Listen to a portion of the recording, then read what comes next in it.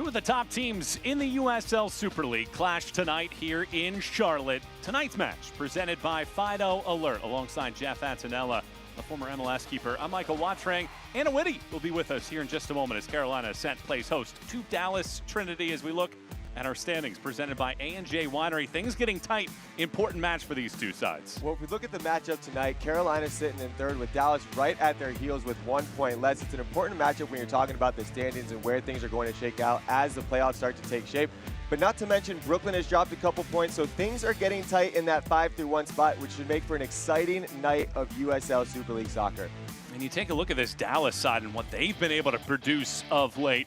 9 goals in the last 2 matches, and the league's leading goal scorer, Allie Thornton, has 3 in those 2. And she's so prolific in front of the net as she's able to make the most of every opportunity when the ball falls to her feet. And she's really been the driving force for this team, this Dallas organization, as she's been able to do these types of different things. If we look at the clinical finishing here, it's just an example of what she's able to do when she gets the ball in front of the net, and something Carolina's going to have to be mindful of all night long.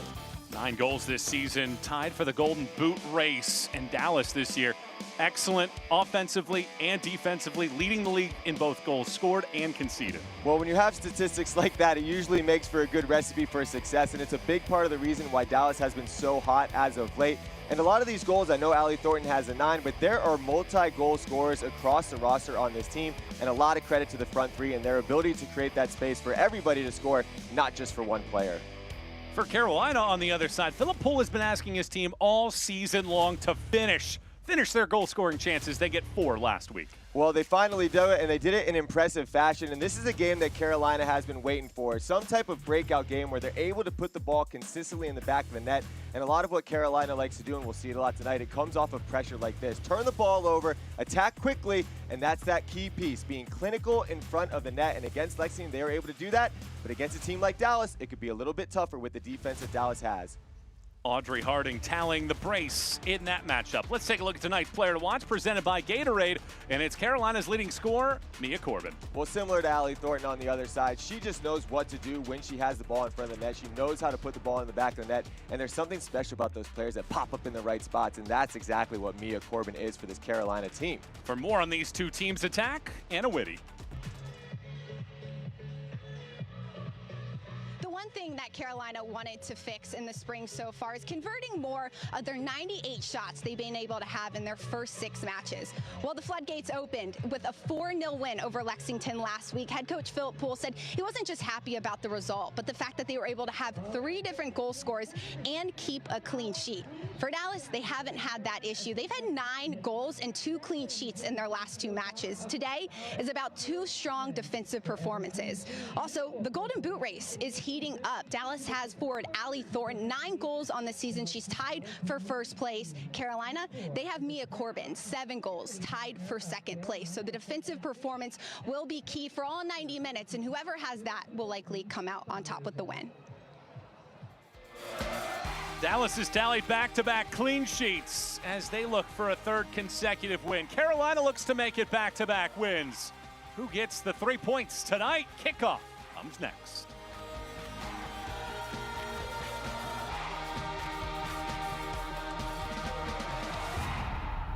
When it comes to delivering high-quality, affordable health care, relationships matter. And after 90 years, Blue Cross North Carolina is proud of the relationships we've built with you. We're 5,000 neighbors, friends, and family committed to improving the health and well-being of everyone across this state. We're here for you, all of you. Going through an injury like that gives you a different outlook on life. Kennedy sustained a complete rupture of his Achilles tendon playing basketball, and the way we decided mutually to approach it was surgically. The team at Novine did a great job with keeping my spirits high throughout my process. They got me back to where I am today. What I look forward to in the future is getting back on the court, playing in front of fans that love the game as much as I do, giving them experience that they never had before.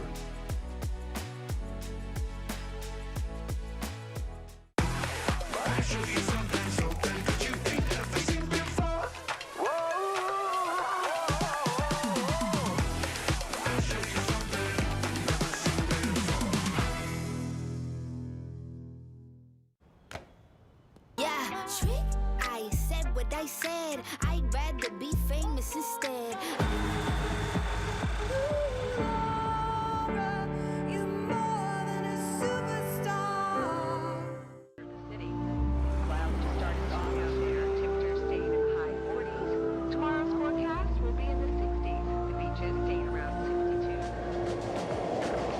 Tonight's match is presented by Fido Alerts. Fido Alert is an official sponsor of the Carolina Ascent FC. Fido Alert is a free nationwide pet alert network connecting you to thousands of local pet finders in your area to bring your lost dog or cat home safe and sound.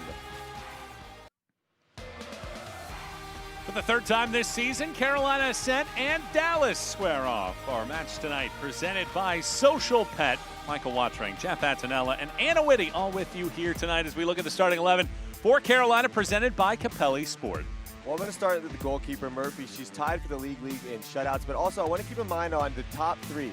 Watch for their movement, how they're able to create that space for Corbin, but it's very important that they're able to move side to side and really create that type of pressure with Harding and Hutchinson as well. Conversely, for Dallas, coming off those two great performances against Brooklyn, no changes for this group. No changes for either lineup tonight, but what I really want to focus on is the number 10, Missimo, in the midfield. Her ability to get into different pockets and create those spaces for the forwards. Maybe it's those balls in over the top.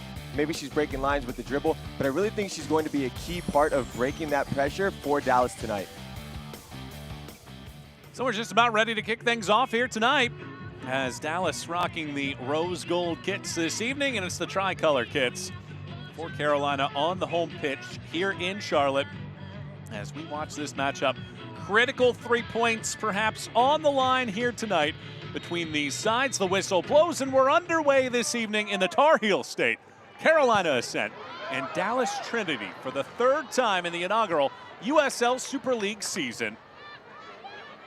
To have you on board for this one. Two teams riding high after elite goal-scoring performances, clashing here this evening.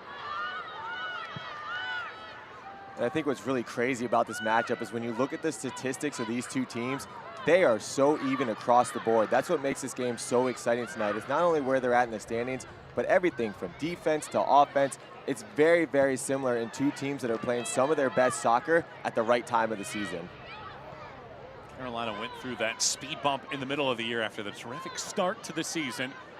They've won 2 of their last 3 matches. Dallas, on the other side, haven't given up a goal in the last 255 minutes. You're already seeing a fast pace of this game. It starts off, Carolina dumps that ball in, trying to regain that possession, putting Dallas under this pressure early. Should be a good indicator of what we're going to see for most of the match. Ball rolls out for a goal kick in this one. You look at Carolina for the season, 7 clean sheets total. That's second best in the league, third fewest goals allowed. We highlighted Dallas at the outset. Number 1 in goals scored, number 1 in goals allowed for the year. And let's take a look at tonight's injury report presented by Novant Health. And both teams really banged up at this point in the season. So many different pieces. Riley Basin, a key piece for Carolina. She is out for this matchup, and several players for Dallas out as well. But the depth, talent, and skill of these two teams on full display as we watch this one this evening. And where we're really going to see that pop up is when substitutes have to be made. You're talking about 2 lineups that are the same from their victories last week, but when you start having to go to the bench, that's when those depths and those injuries are really going to start showing themselves.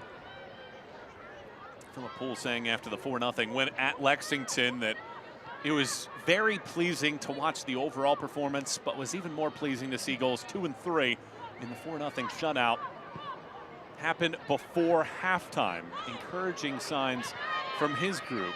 Pauline McDonald on the other side after 6-0 and 3-0 wins against one-time leading Brooklyn as this pass is played in. Along the left-hand side, the shot whistles just wide. How about that opportunity early for Dallas? Well, and that opportunity was created from the midfield pressure, and then they're able to attack with pace in that counter-attacking style of play. The ball turns over in the midfield, good back pressure. You find that open runner, and then unfortunately not able to put the ball on the frame there with that golden opportunity. Would have been a huge statement early if Dallas was able to get something out of that.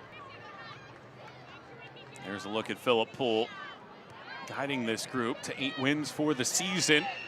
One time it looked like Carolina might run away with this league, but they have settled into playoff position, trying to make that burst back to the top of the table that entered this weekend with Fort Lauderdale atop the crew.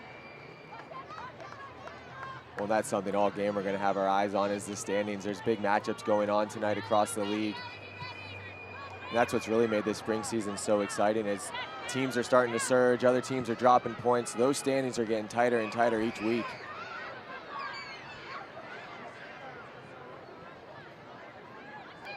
Missimo throwing it through the middle. Missimo chips this along, hustling out to go get it. Here's Leshnak Murphy. She's aggressive and able to come out and catch that ball. Yeah, it's good awareness from the goalkeeper there. It's a dangerous ball in for Missimo. She does a great job of finding those pockets, and that's why I wanted to speak with her about the game before the game started. That's another giveaway here. Lancaster, Missimo. Bugagu. Through the middle of the park it goes. Carolina look to rebuild here.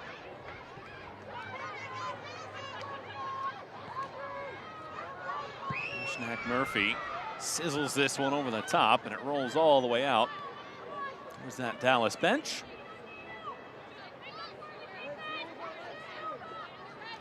You've seen this a couple times early. There's Pauline McDonald. Lengthy winter break, said it was a challenge to us, but really showed the last two games that communication starting to play out, scoring 9 unanswered against Brooklyn. We talk about this game early, and I think that this is something that Carolina needs to be extremely mindful of. There's been a couple turnovers that have led to decent-looking opportunities for Dallas. They're a team that likes to keep this possession, but if the ball turns over in the midfield the way that it has a couple times, they're going to be doing a lot of chasing and a lot of recovery defending. So just valuing that ball a little bit. I know that it's early, but if you turn those ball over in those dangerous spots, that plays right into Dallas's hands.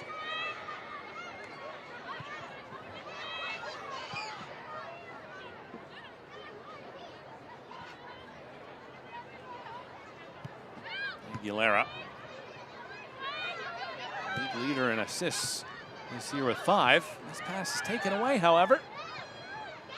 Costly turnovers at the outset of this one from Carolina.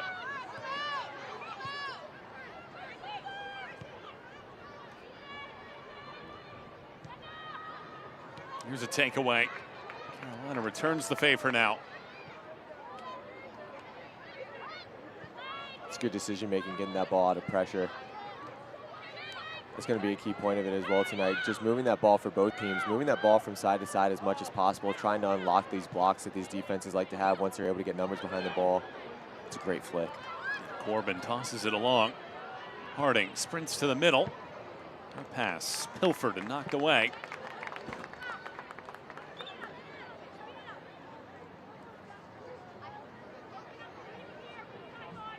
Jill Aguilera, 6 years of age, grew up in California, played collegiately in Arizona. Now spending her time in North Carolina. Amber Brooks, veteran of the league. There's a little bit of blood. Having to get that one looked at. Well, as things stand with it 1-1 between Tampa and Brooklyn. Brooklyn a point ahead of both Fort Lauderdale and Carolina for the top spot.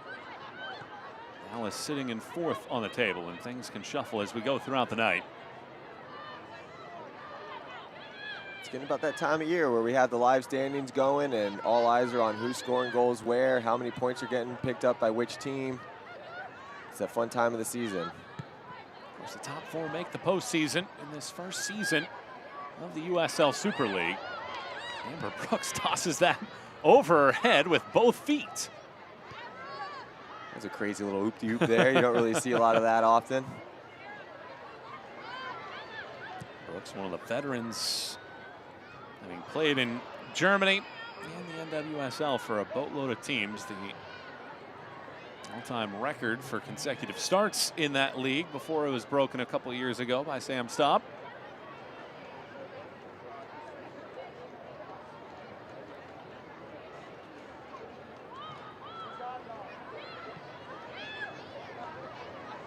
Nucor is the official steel manufacturer, provider of the Carolina Ascent FC. Nucor Corporation is the safest, highest quality, lowest cost, most productive, and most profitable steel and steel products company in the world. Nucor is the official sponsor of the Carolina Ascent FC. Unfortunate defending there from the referee. Brooks did a good job of trying to switch the field of play. It looked like they were going to be on to come out the other side, but wrong place, wrong time, unfortunately, for the center official. Gloria Ascendez gets her first assignment as the center referee in the Super League.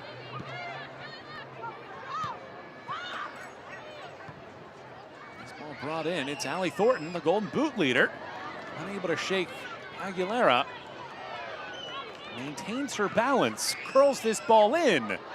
Sent back towards the top of the 18. Shot attempt gets blocked. Umagagu shakes it off of a defender. Merrick tries to get back to it, cannot get there. Early in that sequence, that's such a good idea of what Allie Thornton's able to do on the ball. She has a defender on her back, able to regain that possession. And one of the main focal points of why they've been able to score so many goals as of late is the service into the box. She plays a dangerous cross into the box. Carolina does a good job of defending it ultimately at the end of the day and clearing that danger. But when we talk about why she's so strong on the ball, why she's having the ability to score as many goals as she has, a lot of that has to do with her ability to hold off players and regain that possession into a dangerous spot.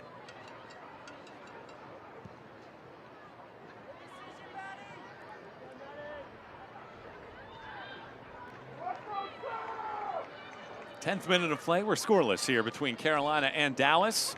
First two matches saw a 2-2 draw in Dallas in October. And then Dallas won at Carolina in November. 1-0 in that match. Michael Watring, Jeff Antonella, and Anna Whitty all with you for this one. Good to have you on board. This ball through the middle of the park. Ball. Look at Leshnak Murphy come all the way out. Liverpool talked about her. She is as aggressive as they come in terms of goalkeepers and challenged Lancaster 30 yards away from her line. Well, that's extremely brave goalkeeping right here, and the team needed it. If she's able to take this touch in, she's in on goal for a breakaway, but Murphy doing a good job of reading that through ball and playing aggressive off her line. As Carolina's defense step, it's up to the goalkeeper to stay in tight and intact with your defense so you can cut out those through balls. And in that place, it's a little bit risky, but at the same time, sometimes the risk you get rewarded, and it's a good play to make sure that that didn't lead to a breakaway. She won the job from Megan McClellan, who still is second in the league in both saves and clean sheets. And Philip Poole saying that it's a deep and talented group. Former assistant for the U.S. women's national team. That's a great ball. Just breaks that initial line of pressure. Good confidence with the feet from the goalkeeper there. This pass doesn't link up. Umagagu rescues. This ball given right back in a sprinting run here from Hutchinson. Across the park it goes. It's knocked down, but unable to be controlled. Taylor Porter, Aguilera, Harding. Inside of the 18, Harding with the left foot crosses it, back post. And a clearance attempt ends up out for a corner. I really like what Harding does here on this play. As she's driving the ball towards the defender, it's on her right foot, on her right foot. And then once she gets that opportunity to go to that left foot, she puts in a dangerous cross as we watch back here. It's right foot, makes the defender think she's going right, takes that 1-2 touch, puts it on her left and puts a dangerous ball into the mix and able to get a corner kick for her team. A lot of times in those 1v1 situations, you want to go to that favorite foot, but she does a good job of baiting that defender and creating that space for her to get that cross into the box. Corner kick presented by Nucor. And here comes Jill Aguilera, the league leader in chances created. Whistles this ball in with the left foot. Knocked over to the side. It's thrown right back through. Aguilera gets a second chance at it. Arcs this ball in, and it's picked up by Madison White.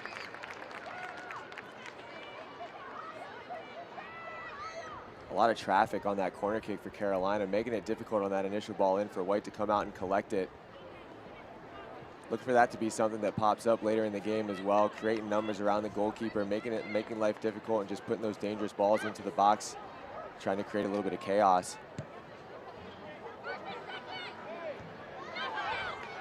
Food Lion is the official grocer partner of Carolina Ascent FC. Through Food Lion scored to give more initiative. Every goal scored is 1,000 meals donated to Second Harvest Food Bank of Metrolina. In the first half of this season, Food Lion and Carolina Ascent have already donated 26,000 meals. Food Lion, easy, fresh, and affordable. Carolina have been great at scoring goals early. They've scored 14 in the opening half hour of matches this season. In fact, all but 6 of their goals overall for the year have come in the first half, as they look to get the early lead in this one. They have yet to attempt an official shot as the restart comes over for Tamara. Sprints along the right-hand side, tosses it in. Leshnak Murphy bobbles. It comes to the feet of Thornton. Her chance is denied. Sometimes you need a little bit of help from your defense. Good job by the Carolina defense bailing out the goalkeeper there. This looks here trying to start off the counterattack coming the other way. Right-hand side, a sprinting run here for Merrick. Goes down and draws the foul. Now that's great transitional football there from Carolina. There's chaos in their own box, but the defense steps up. They're able to block the shot, clear that line, and then they're off in the running. Dallas was stretched out. They were throwing those number forward. Carolina doing a great job of finding those penetrating balls, picking up the foul, taking it with speed. As we get another look at the foul here. Attacking with pace, able to draw that contact, definitely after the play. And that all comes from that recovery defense that Dallas had to do off that Carolina transitional play. Real fast pace in this game early. Another good chance and a free kick from the home side. Carolina look to strike the chords first. Merrick curls this ball around, and it's headed away by Dallas. Thornton wins the battle inside of the 18. And that will be a Carolina Ascent corner kick brought to you by Newport. Dallas absolutely needed that. That's a very dangerous ball into the box, put right on top of the 6-yard box. The goalkeeper can't come out. Right behind that line of confrontation that they had set with the defensive shape. Dangerous ball into the box. Good job by Thornton clearing the danger. Taylor Porter to take this Newport corner. Porter curls this ball in near post. It gets knocked to the ground. This shot attempt is saved by White.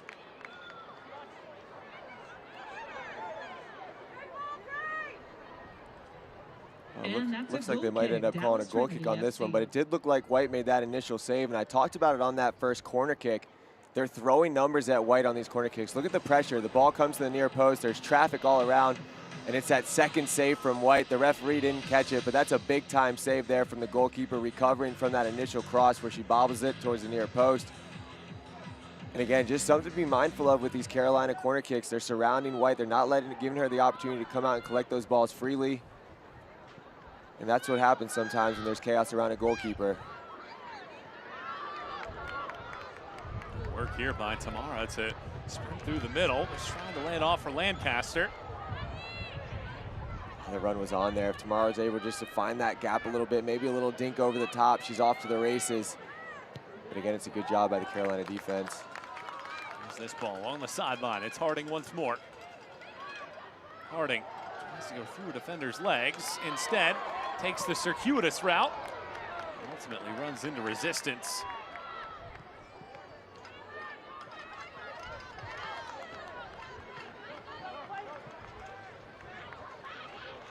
Anna Whitty has more on the current attacking state of Carolina and what the coaching staff has to say. Carolina's coaching staff wants faster ball movement in the final third. The entire staff was yelling at Hutchinson and Harding in particular, saying as soon as they receive the ball, 2 touches in possession, no more than that. You can see that Carolina wants to move the ball quickly in transition, especially using the overlapping run of Merrick on the right-hand side. Something that Carolina does very well are those overlapping runs. You have Merrick on the one side, you have Aguilera on this side, and that provides such an element that opposing defenses have to worry about. Well, especially if the wingers are able to draw that defender with them a little bit more for those overlapping runs. I do think Harding's done a good job out wide, though, so far, going 1v1 at that defender, but once you add that overlapping runner, it just adds that extra element. So maybe she takes the ball in a little bit quicker so that it creates space for that overlapping run. But you can tell it's a focal point of this offense to get the ball out wide and see what they can create. And here's Harding, 1v1 again. Harding inside the 18, tosses it through, a redirect, gets past White, and sneaks through to the strings. Carolina have the opening goal. It is Harding to Hutchinson and a 1-0 edge. And we just talked about it. Harding doing a great job out wide. And listen, the coaching staff is going to love you if you're able to create this type of space. Plays a dangerous ball across the ground to Hutchinson, who makes no mistake about it. She's been baiting this defender all day long with her right foot, takes it to her left, and then there's Hutchinson with the clinical outside of the foot finish. But for me, this just comes off of Harding's work that she's been putting in for this first 20. She's been driving at that back line. Is she going to go with her right foot? Is she going to go with her left foot? She takes that touch, gets it onto her left, and Hutchinson makes that dangerous run into the box, and just an absolute clinical outside of the foot finish. Tough situation there for the goalkeeper, White. Not much you could do on a redirect like that. Just using that with their full advantage so far, Carolina is. That Carolina Ascent goal presented by Food Line. Score to give me more. For Harding, it's her 4th assist of the season. And it's the 2nd goal of the month for Ellie Hutchinson. And a 1-0 edge for this Carolina side. And it was really telling right there, and a timely report from Anna Whitty, first of all, about the attack. And Audrey Harding, Philip Poole said about her, I wouldn't want to have to defend against her. She has such a variety and an array of moves that she can pinpoint, and Dallas had no answer. Well, it's so challenging as well because it's right foot, is it left foot? If she wants to put it on the right foot, it's a cut back into a shot, maybe a curling cross in that far post, so you have to be mindful of that. But at the same time, when you're able to bait with your right and then take that big touch and then put a cross in with your left, it's just proof that you could do a little bit of everything, which makes it so difficult for the defender to know which way to shape, which way her body's going to be positioned, and really which one of those pick your poison situations. You want to get beat by that line, or do you want to let her take that touch inside? But, you know, speed kills as well, and Harding does a great job of showing that off with that long touch and just really just blasting by that defender. It's the first goal that Dallas have allowed in the last 274 minutes. Last time they conceded was February 22nd. This ball rolls through. Lancaster was looking at it, but Leshnak Murphy clears. Again, good heads-up goalkeeping there. Needing to be aware the ball's turning over. She comes off of her line quick and just clears the danger. Doesn't make any mess about it. Carolina starting to convert their goal-scoring chances this year. 8 wins rather, and 3 draws without a loss when they score the opening goal. And yet again, it's another early strike in this one. 7th time they've scored in the opening 20 minutes for the season.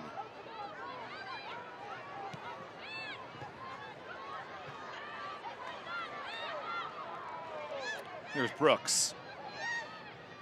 Dances around the defender, now rolls it back.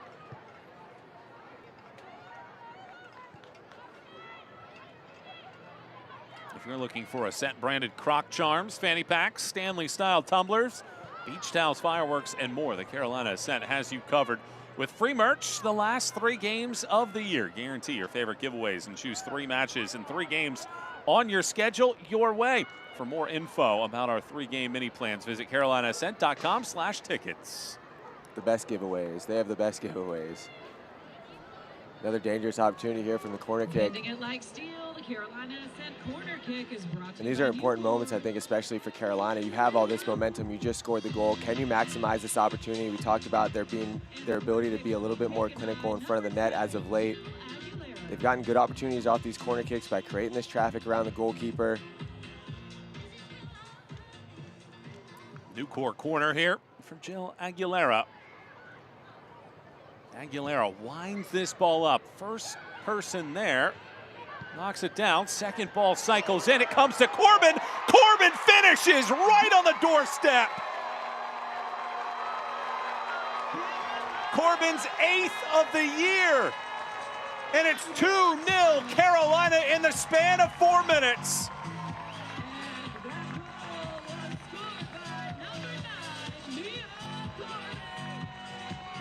Well, I just talked about it. You could see this coming, and again, it's that near post run on a corner kick as they recycle the ball here. And if you're Dallas, the ball falling to Corbin's feet in front of the box is not what you want to see. And like she's been doing all season long, she makes no mistake about it, but it's that near post run off the corner kick that draws the Dallas defenders to that near post and allows Corbin to find that little pocket of space, and the ball just pops right to her feet. And when she gets the ball in front of the net, she makes no mistake about it. Credit Carolina. They know that they have Dallas reeling a little bit off of that first goal. They've been dominating these first 20 minutes, and now they're able to capitalize with 2 goals in a very short span. That Carolina Ascent goal presented by Food Line. Score to give me more. It's the 6th time this year that Dallas have given up multiple goals in a match, and the first time since December 1st. They've gone 6 in a row, giving up 1 or fewer. And after back-to-back clean sheets, Dallas now very much in a hole here against the Ascent, down 2-0. I really felt Dallas had a couple good opportunities early in this game within the first 5 minutes or so. They weren't able to put the opportunities on net. The goalkeeper does a good job of cutting out some of those through balls. And really the only time that they've had any joy is when Carolina's turned the ball over in the midfield and they've been able to attack with those counter-attacking through balls. But ever since those initial few turnovers, Carolina's been very solid on the ball. They're moving this Dallas team from side to side, and we've talked about it. We've talked about it a lot, about just being more clinical in front of net for this Carolina team, and that would really be what turns this season around, and you've seen that early in this game. It's a very confident Carolina group right now, is springing into space to get it as Harding leaves it forward. Hutchinson drifts. Hutchinson glides around one, curls it around. Parker chases down. Confidence oozing out of this Carolina group right now.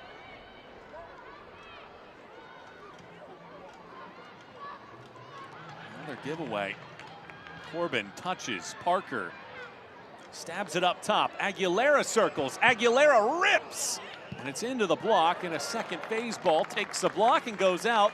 And Carolina have another corner kick coming. Brought to you by Nucor. The Carolina Ascent online merch store is live. Stock up on our next match. On scarves, t-shirts, hats, personalized jerseys, and more. To shop, visit CarolinaAscent.com or CarolinaAscent.myshopify.com. And here's another corner kick opportunity for Carolina. They've had a lot of success going to that near post. Do they stick with it? Do they change it up? If you can look at it already, they already have position on that near post if they want to drive that ball in. Here's the Nucor corner. It bounces in. Corbin has it hit her chest, and White comes over to grab it. Man, Dallas really just dodged another one there. They need to figure out these set pieces. It's been too easy for Carolina to get the ball into these dangerous spots. As we see the ball here, it clears just about everybody. And unfortunately for Carolina, it takes that little bit of a weird hop where it's in a spot where Corbin, she can't get her foot on it, she can't get her head on it, and it ultimately falls to the goalkeeper, White. But this is an area of focus that Dallas needs to make adjustments on, because Carolina is doing whatever they want to do on these set pieces and getting great looks off of them.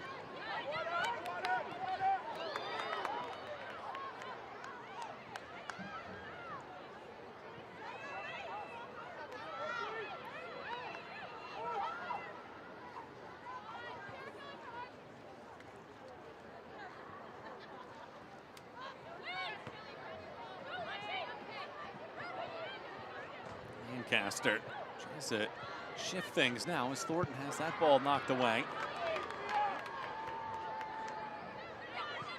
Here we go again with Carolina. Tricoli, Hutchinson, Harding, recycles. I mean, you could just tell what type of rhythm Carolina's in right now. Their movement off the ball. All these players, it's almost like they know exactly what their teammate's going to do. Merritt cannot chase that ball down. It goes out for a goal kick. This league every week seems to be the kind of league where anybody can win on any given day. For more on the parity in the USL Super League, we send it to Anna Whitty. That's That's right, Michael. There is a lot of parity in the league, and it's shown. Between Team 1 and 4, there's only 2 points of separation. Poole said for him, it's about putting the ball in the back of the net. It's a tie right now for 1 in the Golden Boot race, and Mia Corbin is in that number 2 spot now with 8 goals on the season. All 4 of those players play for the teams currently in playoff position. For McDonald, managing road games and the level of consistency is important as well to have longevity throughout this very long season. Carolina is a team, Michael added, that has confidence and it's oozing out of them, and you can tell right now being at home, going up 2 in the first half has been crucial for Poolside. All of a sudden, there are just a couple more months left in the season, but Philip Poole talked about Spokane. A lot of people had written them off about a month ago, and now all of a sudden Spokane's on a good run. They're putting pressure on Tampa and Dallas for that final playoff position, and there's really no spot safe because things can change on a given week. Yeah, and we've been seeing that across the league, and you know, at one point it really looked like Brooklyn was going to run away with this thing. Fort Lauderdale is a team that's been playing extremely hot as of late. They still have games in hand.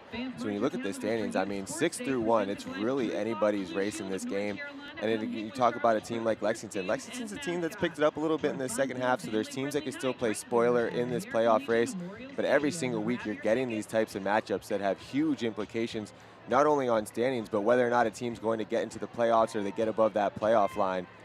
And this is that time of year where these teams are really starting to gel and they're really starting to come together. You see that with Carolina. I mean, up until this game, you've seen that with Dallas, the way that they've been fluid and moving off the ball. So this is really that moment in the season where the best teams are starting to show themselves and playing their best soccer at the right time.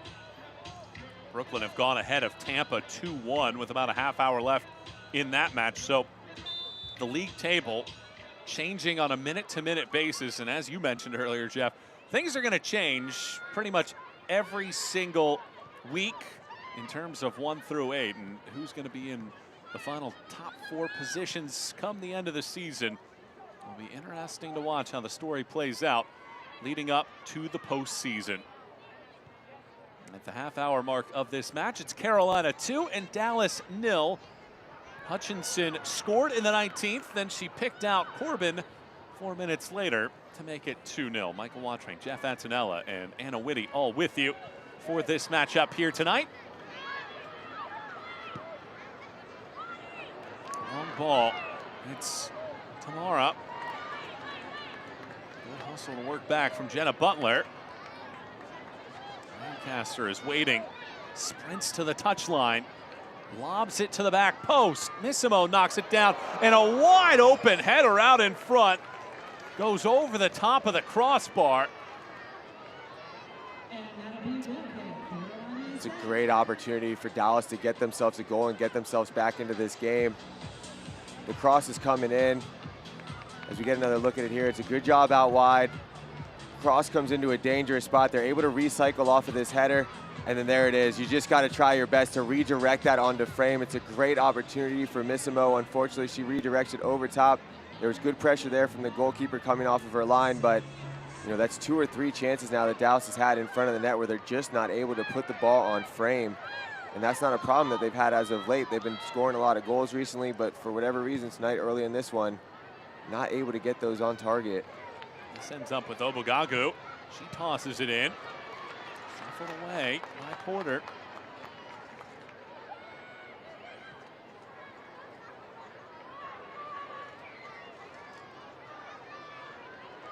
And Dallas get one back here in the final 15 minutes of the first, 45. Send into the bleachers. Join the Carolina Ascent on Saturday, April 12th versus Brooklyn FC for the Blue Cross Blue Shields Youth Sports Day. Lock in your seats and get your own free Carolina Ascent Croc, Charm, and Fanny Pack. Visit carolinaascent.com/tickets to get your tickets today. And for me, this is where Dallas has to try to switch the field of attack. They try to do that here. Tamara knocks it down, but 2 players overrun that header. That's the right idea with that switch, but as this game's gone on, you can see that Dallas is getting a little bit stuck on one side of the field. I'd like to see someone put their foot on the ball and switch the side of attack because Carolina's defense is so pinned into that one side. You can create that space for yourself with just one long ball out the other side, and then it just creates a lot more opportunities for those runs in behind and just opportunities to just kind of establish this possession as something that Dallas has not been able to do so far in this first half. doing a little bit better job of it here, just trying to get your foot on the ball, moving the ball from side to side, keep that Carolina defense moving.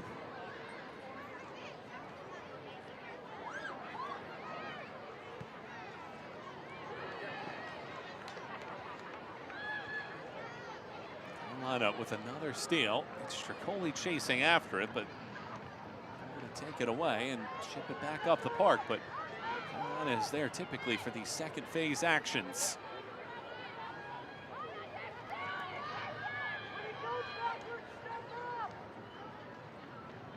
Good give and go here. Merrick overlaps. Merrick tosses it in, and White just has to get the right paw to flick it over the top of the bar. Bending it like steel, folks. The Carolina Ascent will take their 5th corner kick. Brought to you What's by those overlapping runs that we've talked about? Can you get that width out wide with those defenders? Merrick doing a great job. Gets herself down the line, puts a dangerous cross in. White, confident goalkeeping there, makes no mistake about it. Doesn't feel comfortable catching it. Opts to put it out for a corner, but I've spoken to this a lot in this first half. These corner kicks have been a very dangerous area for Dallas's defense. See if Carolina's able to make the most of it. Porter tosses it in, takes a bounce.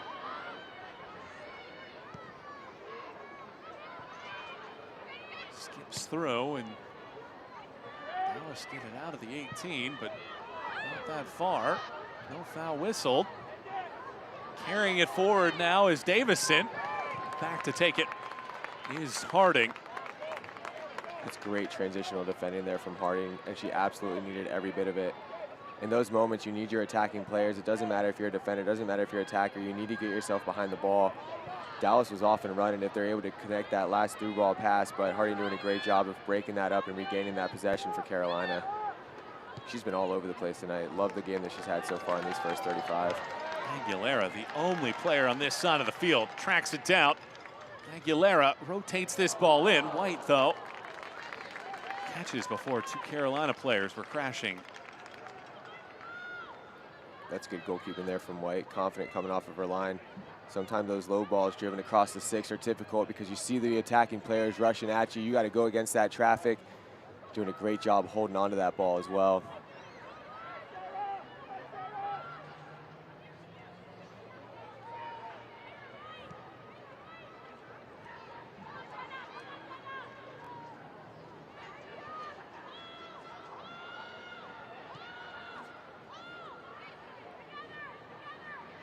Carolina just not letting Dallas have anything easy.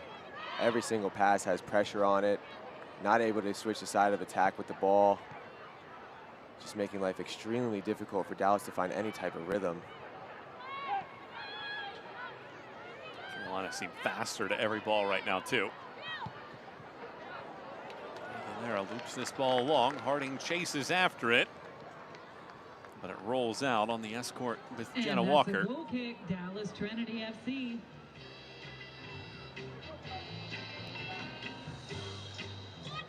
Audrey Harding has an assist tonight, and the wealth continuing to spread for this Carolina group. 5 different players with multiple goals for the year.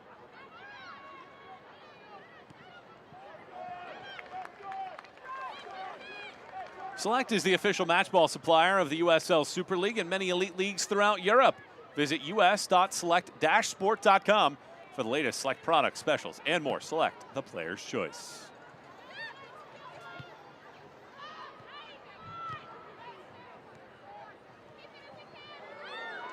No foul whistle there despite the collision. Obagagu is over in that side of the field, but Merrick wins the race and chips it over the top of the advertising board.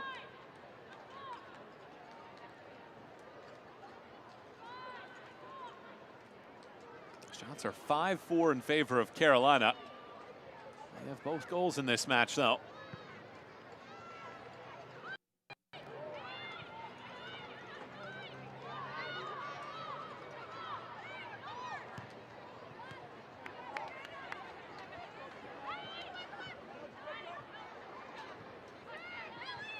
Excellent ball forward here.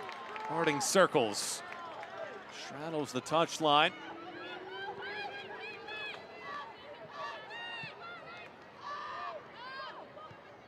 Porter hits the return feed. Tricoli back out. Aguilera sends this ball in. It's a delightful pass. But Porter has to retreat to the sideline.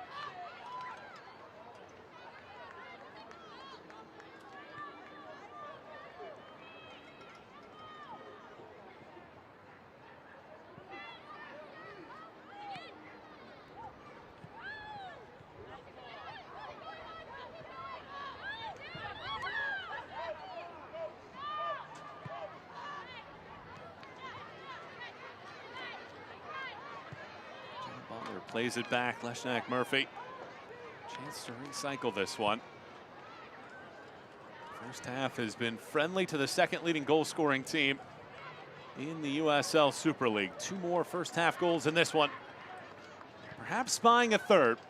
Harding drifts to the middle of the park. Harding rolls this through the middle. It's a delightful pass. Hutchinson's shot is blocked. Second phase. Corbin has her shot rejected. Aguilera back on it. Cuts it wide. Hutchinson chips this ball across. Doesn't find the target. More pressure. Finally, Dallas alleviates it by getting it out towards midfield, but once again cannot hold on to it. And that was just a great example of the movement from the front three. Corbin, Hutchinson, Harding, they're moving, they're interchanging, making life difficult for these Dallas defenders. They don't know where to track. They're making these movements. They're playing the balls at the right spot. They're playing the balls at the right pace. And it's just that versatility from the front three, not afraid to go into the other person's position, knowing that the other person's going to fill into that space. It's just very, very fluid. When you have a front three working like this, good things are going to happen, and you're seeing that so far in this one. Flares it out. Merrick able to keep it in along the chalk. Merrick dances around Obagagu. Merrick hits it first time across. Walker able to get a piece to get it back, and Dallas under a great deal of stress with 5 minutes plus stoppage time to play in the first half, with Carolina leading this one 2-0. Hutchinson scores in the 19th minute on a feed from Harding, and then Hutchinson fires a ball through that Corbin redirects in the 23rd minute, and the Ascent have this 2-0 advantage. Alongside Jeff Antonella and our sideline reporter Anna Whitting, I'm Michael Wattreng here tonight on Peacock. Good to have you on board for this matchup in the USL Super League. 2 of the top 4 teams in the Super League playing in this matchup.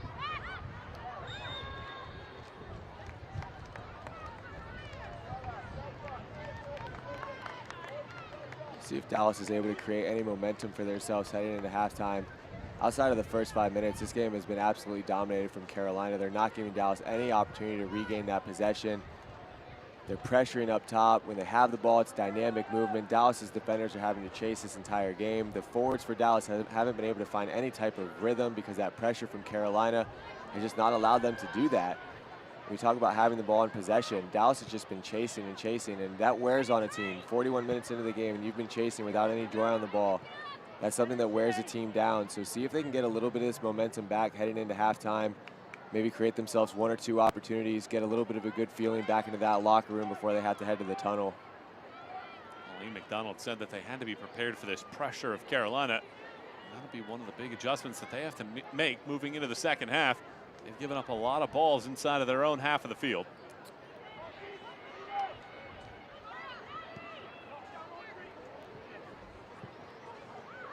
I think when you talk about the pressure of Carolina too, normally you're talking about those front three. They like to throw those numbers forward.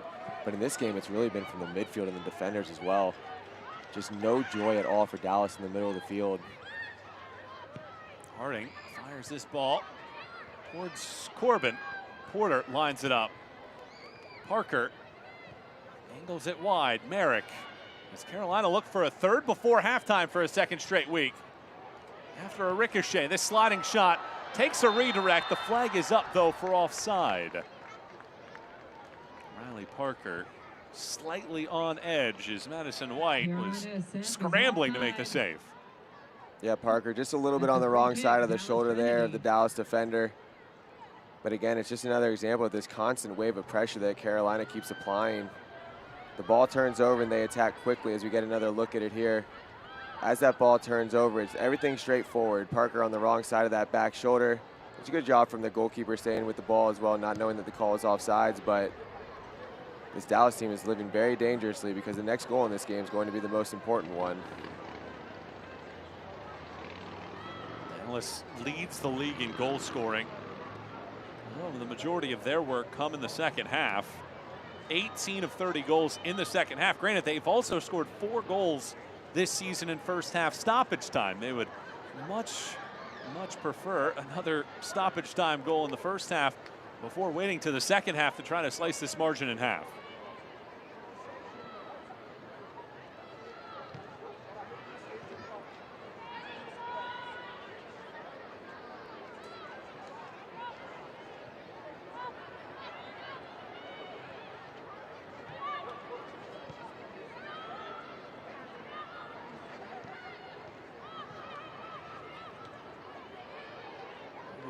Slides around.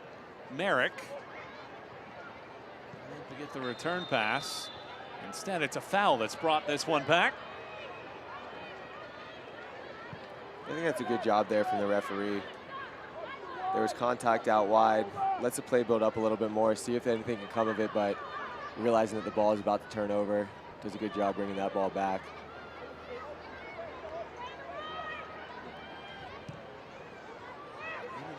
This one will bounce kindly for Leshnak Murphy. See, I understand that it's late in the half, but I don't like that ball in. It's a little bit of a hopeless ball. You're dumping it into the box, knowing that you have a goalkeeper that's strong coming off that line. Could have been a good opportunity there to get a little bit more possession. That's a very deep free kick to have to put a ball in the box like that.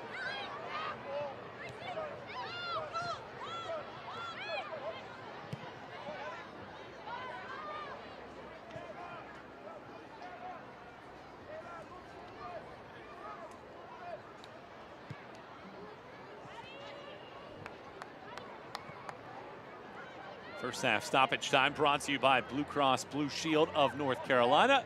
Ladies We have and 3 gentlemen, minutes the fourth of official stoppage on time. the Blue Cross Blue is Shield of 3 North Carolina is minutes the of official stoppage health insurance time. provider of the Brought to Carolina you Ascent by FC. Blue Cross Blue Cross NC makes health insurance easy. Discover employer, individual, family, Medicare, and Medicaid plans from Blue Cross North Carolina. Better care starts here.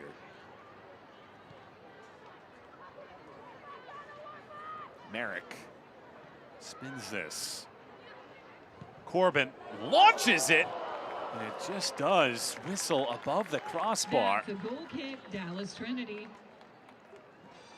It's a good idea there from Corbin, not resting on her 1 goal tonight. When you have this much space and you have the ability to shoot the way that she does, have a go.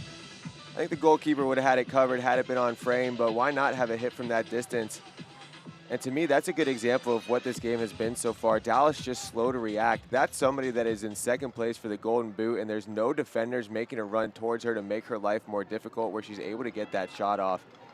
It's just been slow from Dallas in this first half. Slow to react. Carolina's getting first to every ball. They're getting the better looks, the better opportunities. Something that I know will be addressed at halftime.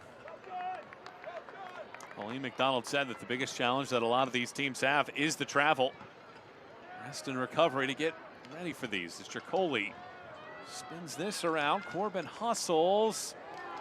Did she get there in time? She did. Throwing this ball through, and Hutchinson unable to slow it.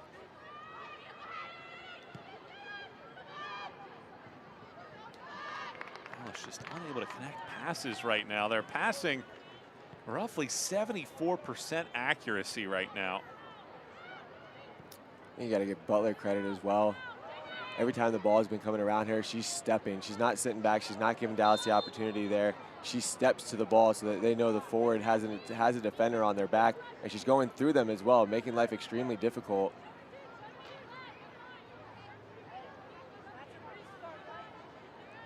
Final 60 seconds or so of the first half. The first half in which Carolina have done their part. 22 of their 28 goals this season have come in the opening 45. 2 tonight, and looking to keep it 2-0 before the end of the first half. Hutchinson, no options forward until Harding chases after this. Dorsey wins the race. Good job there by Dorsey in that recovery defending run. she's had her work cut out for her. Harding's been very dangerous out wide, but in that one she does a good job of anticipating, beating her to the space, and just putting that ball out of danger.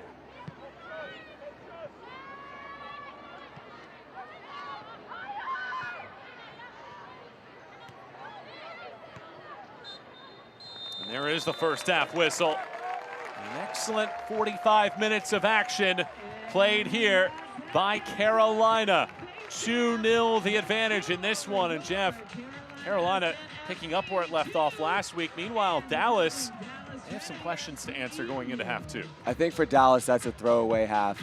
I don't think that they were comfortable on the ball. I don't think that they were quick to the ball, quick to defend. They were giving Carolina tons of space. They weren't tight on their marks. So if you're Dallas, it's an opportunity to regroup and throw that first half out and try to gather yourselves for what's going to be the second half and how you're going to make adjustments. And on the flip side, Carolina, they've been first to everything. They've been great on the ball. They've been doing a great job making the most of their opportunities in front of net. On the set pieces, they're putting the balls in dangerous spots.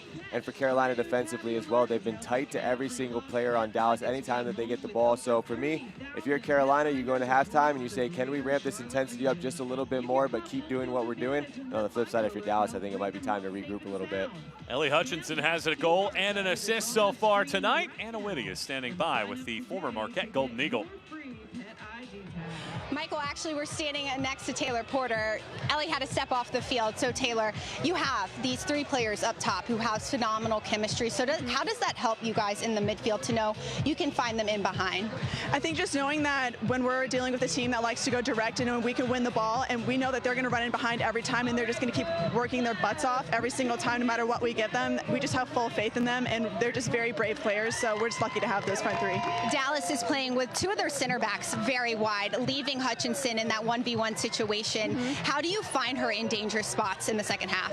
I think she's doing a great job just finding herself in between those gaps between the center back and the outside center back, and she's just doing a great job holding that space so we know that when we win the ball we can find her feet. Thanks, Taylor. Thank you.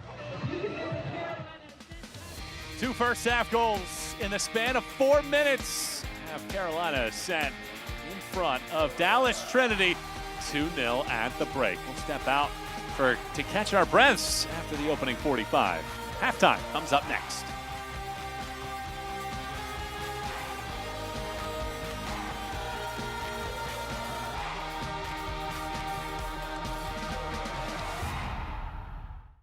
Success doesn't come easy. It takes grit, hustle, and relentless effort. Every step forward brings you closer to greatness. This is your moment. Elevate your game. El Jimador, Spiked Bebidas. Corbin defending. Ramirez is in behind the keeper and scores! Marley Canal is with the cross. Sprinter team tapped home. Bedoya launches and tucks it into the top right-hand corner. Whoa! Save man by Alpizi.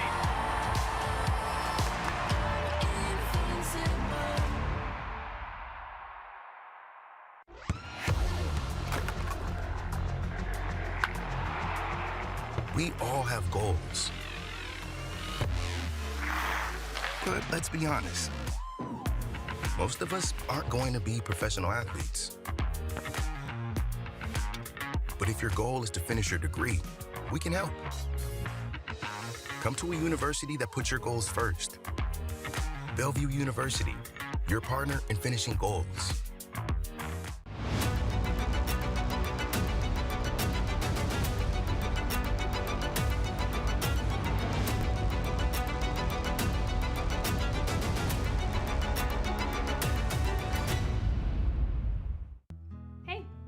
Today. I am? Come on. My sister loves volunteering with her coworkers. Heads up. I asked her why she likes it so much. This is my little sister. She said there's something special about helping out with Food Lion. Yes, of course. Have a great day. You get to make people smile. Here to fill tables and hearts with hope. Food Lion feeds, here for every moment. What does a better tomorrow look like? More people enjoy safer, more comfortable indoor spaces, clean water, clean air, healthy food, and a healthier planet. That's what Train Technologies believes tomorrow should look like. So we put people and the planet first. Today, we take bold action. So tomorrow, there's a better world. For everyone.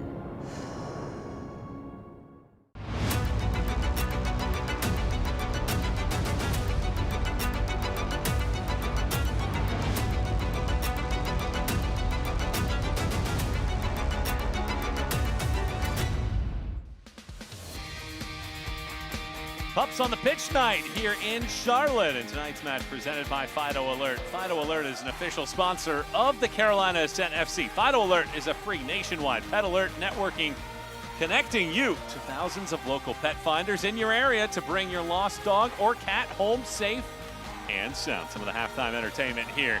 A good dog catching frisbees on the pitch. As we look at the news and the notes from around the USL Super League, in the first two featuring players from this one. Riley Parker, 97 seconds in, and a 4-0 win against Lexington. Fastest goal in Super League history. And then how about Dallas Trinity? Not just the league's leading goal scorer in Allie Thornton, but the league's leader in clean sheets as well in Madison White. And Tampa Bay have an elite trio, 5 goals apiece from their top 3. And that is the Stars for Tampa Bay. And looking ahead, you have Dallas, a quick turnaround. They have DC Power on Tuesday, Spokane and Brooklyn as well. That comes your way on Thursday. And then it's another Florida derby. It is Tampa Bay and Fort Lauderdale coming up next week. Every Wednesday, listen to the USL Super League Game Week, a deep dive into all things Super League with host Marion Crowder and Anna Whitty. Follow along all season on the Sirius XM app.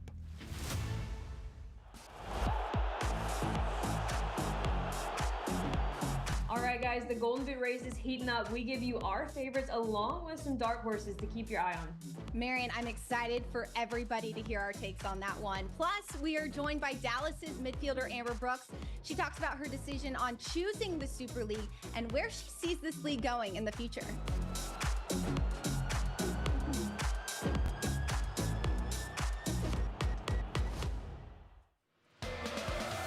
Carolina has the advantage against Dallas, 2-0. The fans treated to a show in the first half, and one at halftime here as well. We'll have the highlights from the opening 45 when we come back.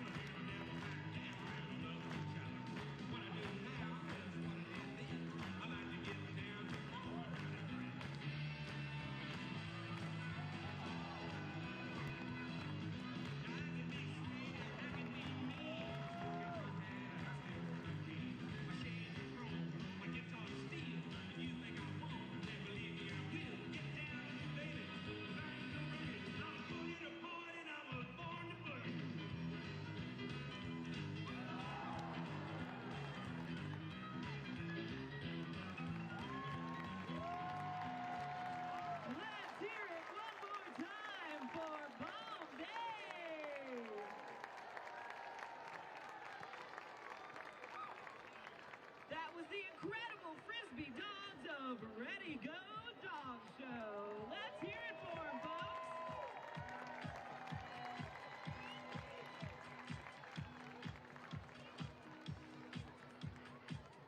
Carolina Ascent FC would like to welcome Charlotte Catholic Women's Soccer, Davidson College Women's Soccer, and all other groups in attendance tonight. Thank you so much for choosing to spend your night here at the base camp. We'd also like to extend a special welcome to Toyo University women's soccer team, the national champions of Japan's Collegiate League, which is equivalent to participate in the inaugural International Spring Cup, where the top elite collegiate teams between the USA and Japan play and learn international cultural experiences through the sport of women's soccer. Japanese champions also experience world-class sports entertainment by participating in WSL games, NBA, and the USL Super League. Welcome, Toyo University Women's Soccer. Fans, get ready to keep it clean and keep it fun with Carolina Ascent FC on Saturday, April 19th. Our first annual Green Game presented by Newport.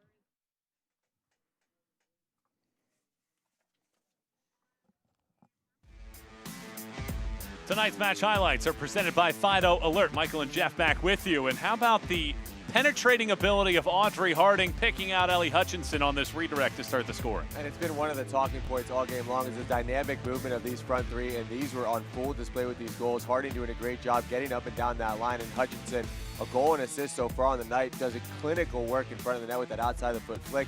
And then set pieces. Set pieces have been killing this Dallas team as Carolina is able to regroup. And as I said, when the ball pops out to Corbin's feet in front of the net, she rarely makes mistakes, and she absolutely punishes the Dallas defense for not closing that space fast enough and giving the team a well-deserved 2-0 lead headed into break.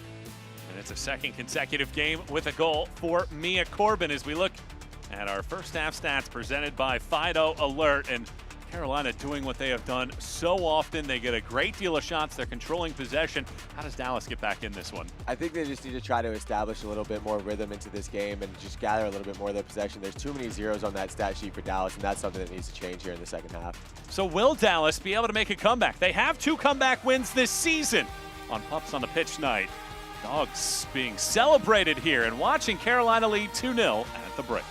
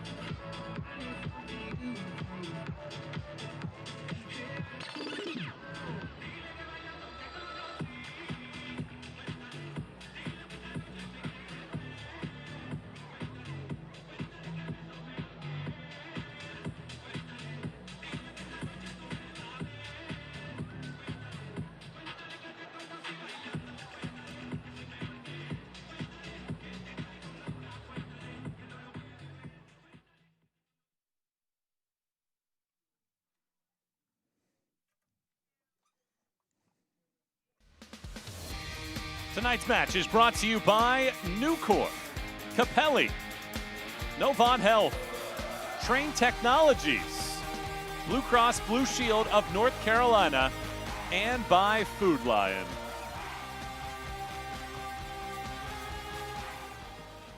Back for the second half as we close in on the final 45 minutes as Dallas look to make the comeback here tonight. Down 2-0, and we're underway in half number 2. Dallas in the rose golds. It's the tri-colored kits for Carolina in this matchup alongside former MLS keeper as this shot whistles from long range, and it's caught by Leshnak Murphy alongside former MLS keeper Jeff Attinella and the Penn State legend Anna Whitty on the sidelines. I'm Michael Watring. Great to have you on board for this one here tonight. Carolina scoring twice in a span of 4 minutes, have a 2-0 lead. They're unbeaten this year in 10 prior chances when they score the opening goal. Trying to continue that run here against a Dallas group that had scored 9 goals in its last 2 matches. 2 changes at halftime for Dallas. Substitutions brought to you by Botero Carts. It is Sealy Strawn, the 17-year-old, replacing Missimo. As this ball comes in, Lancaster cannot control it. And the other change is the 21-year-old out of Pitt, the Nigerian midfielder, Deborah Abiodun, replacing Gracie Bryan. So very much a message here for Pauline McDonald to try to make some changes and get something in the attack right now for this Trinity group. And I like what I'm seeing early from Dallas. Already starting the tempo 2 minutes into the game. Obagagu backspins this ball in, but Leshnak Murphy snatches. You saw it from the opening kickoff, immediate shot on goal. And then from there, the energy's been right. They're connecting more passes. Carolina needs to wake up a little bit more so Dallas can't build themselves back into this game. But it's a good, bright start from Dallas. And those subs, you bring those subs on to inject a little bit of energy. Just sends a message to your team that it just wasn't good enough in the first half. But again, it's been a bright start here. I know it's very early in the second half, but I already like how Dallas has been more on the front foot. Just been more active trying to get to these loose balls. Here's Parker. Laying it back, Tricoli, Parker twirls. Finds space for Merrick. Merrick chases. And has a glance off of her foot and out. Throw-in coming for Dallas. For Pauline McDonald's thoughts here on the first half, Anna Whitty has more. Coach McDonald was not happy about the 43% possession in the first half. She said her team was dropping too much and giving Carolina the ball. And because of that, Dallas wasn't able to get enough time on the ball to get into the offensive spaces. Lancaster and Thornton had the fewest amount of touches on the field. 4 shots for Dallas, none of them on target. McDonald also added they've been asking for Tamara to get in the wide areas so that she can either drop in and receive it or take on Carolina 1v1 out wide in the channels. Certainly going to be key for Dallas to generate more goal-scoring chances in this second half. As Anna just mentioned, just 4 shots for a team that leads the league in goals scored this year. The only team with 30 entering the night. And that's a great point there. If your playmakers aren't able to find the ball, or if you're not able to get the ball to your playmakers, it's up to your playmakers to go and get it. Go find those gaps. Go get the game. Don't let the game come to you if it's not having success that way. If you're one of the playmakers and you know that you dictate the flow of an offense, go and find the ball. It doesn't matter if you're out of position. Find those pockets, get the ball, and then start trying to create.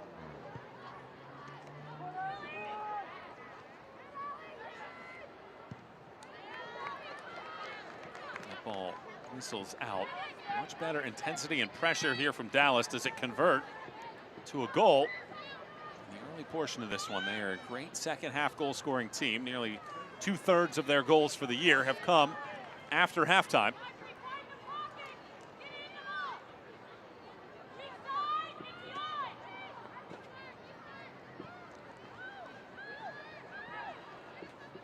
Pressure. Something we didn't say a lot of for Carolina defensively in that first half, but it does lead to a giveaway here for Dallas. They'll play it back. Pauline McDonald talking about this match, having to pick those times and spaces that they want to choose to go against this Carolina group. I'd like to see them get back to building in the high press, and that is something that we have not seen tonight, with the exception of a few moments so far here in the second half. I think as much as the focus has been on Dallas, you have to give that credit to Carolina as well, as Dallas does a good job turning the ball over here, see if they can make some of it. Here's Tamara. Tamara is in, tries to chip it around Leshnak Murphy, but yet again, her aggressiveness ensures that there's no angle. And that's just a great bit of 1v1 goalkeeping there. Offside. As we get another look at it here, doing a great job coming off the line. Tamara comes in, waits for that long touch. Once that long touch comes, that's when the goalkeeper Murphy knows this is where I'm coming forward. She takes that long touch, and then she's coming out and closing that space, gets herself wide, spreads herself out, gives absolutely no chance to get a touch on over her or around her. Textbook goalkeeping coming off of her line, and that's something that we've seen from Murphy even outside of her box, reading the game extremely well. And then once she sees that long touch, she knows that that's her opportunity to close that space quickly, and then she's able to do that little spider goalkeeper move, spreads herself out, able to make that big time save.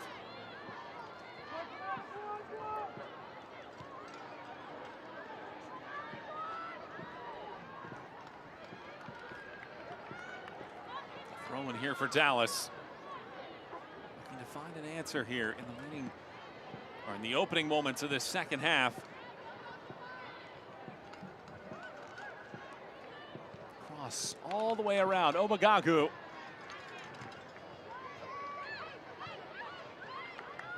top, Lancaster finds space. Lancaster unleashes. And again, the defender's right on top of her. And again, it's Butler. She's done such a good job tonight stepping in these moments where they need her the most. But I like what I'm seeing from Dallas. This is the Dallas that we've been expecting for the whole game. 1-2 touches, good movement off the ball, quick to the ball, trying to close down that space.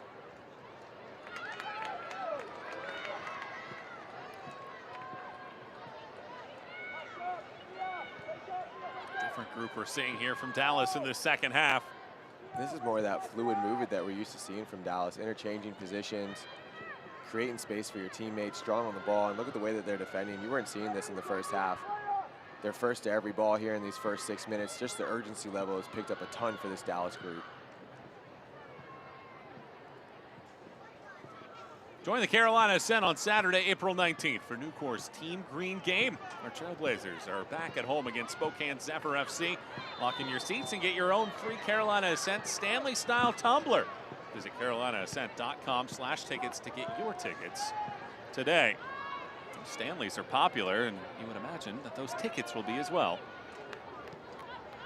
If my daughter's listening, she's going to want me to send her one of those. She has a big time love for those cups that hold water. Quite the collection so far, I'm sure. Tricoli. Parker spins around, finds space, takes a tumble inside of the box, and the whistle comes for a penalty. The substitute, Abby Oden, commits the foul, and it leads to a PK. And I want you to really watch Parker on this one. She does a great job here, but look at this touch.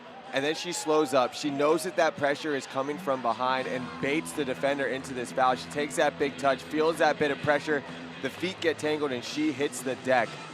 That's excellent from Parker from start to finish. Not only the initial move to get in behind the defender, but then also that long touch, feeling that pressure from behind and slowing it up and giving Corbin this opportunity to get a tie here in the Golden Boot race. Big opportunity here. Corbin steps up, looking to make it 3-0.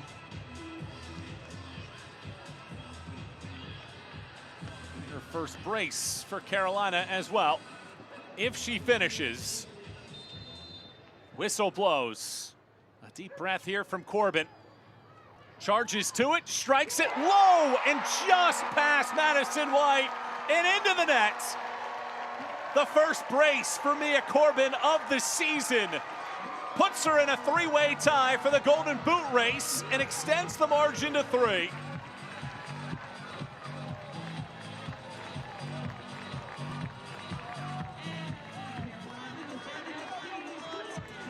And just when you thought Dallas was going to get themselves back into this game with their early momentum, It comes down to a PK to give Carolina their third goal. But again, look at this move from Parker. It's that initial move and then this slow up. She does a great job baiting the defender, and then Corbin makes no mistake about it. White gets a great read on it. She sees that Corbin's going to close her hip, but when you place it in a corner like that with pace on the ground, that's a difficult save for the goalkeeper. A textbook finish, but all the credit goes to Parker for being able to initially have that move and then draw that contact to create that penalty kick. And you have to feel a little bit for Dallas. They were doing everything right there for the first 9 or so minutes, and it's just that foul in the box that gives Carolina that huge 3-goal cushion. That Carolina Ascent goal presented by Food Lion scored to give me more.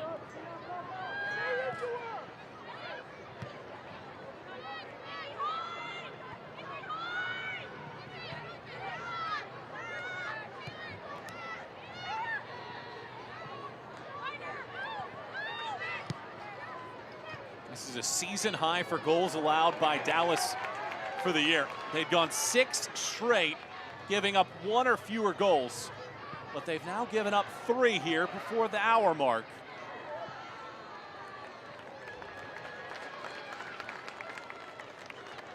And that's the type of goal. Corner. That's the type of goal that just it kind of loses your steam a little bit if you're this Dallas group. You do everything right to start the second half. You have the right energy. You're building into the game. You're building that possession, and then it's against the run of play.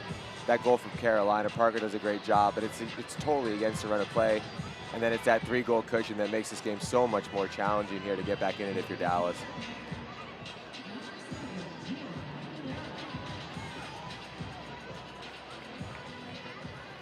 Corner kick for Carolina, number 6 of the night, presented by Newcourt.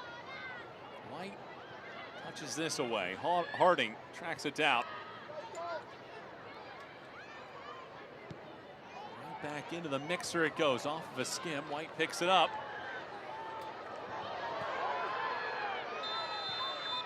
And a foul is given.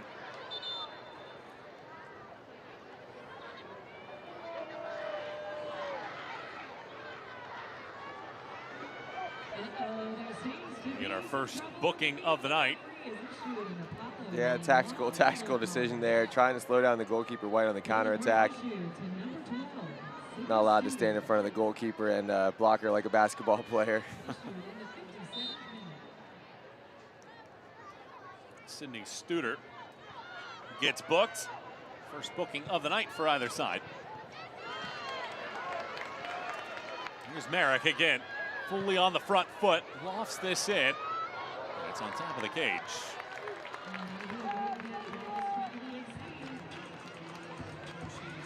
What a great group outing. Carolina Ascent FC offers a variety of pre-game, halftime, and post-game experiences to take your group outing to the summit of fun. From marching onto the pitch with the pros for player intros to a post-game photo on the pitch, we can customize a chance of a lifetime experience for your group. Visit CarolinaAscent.com/group tickets to lock in an unforgettable match day experience.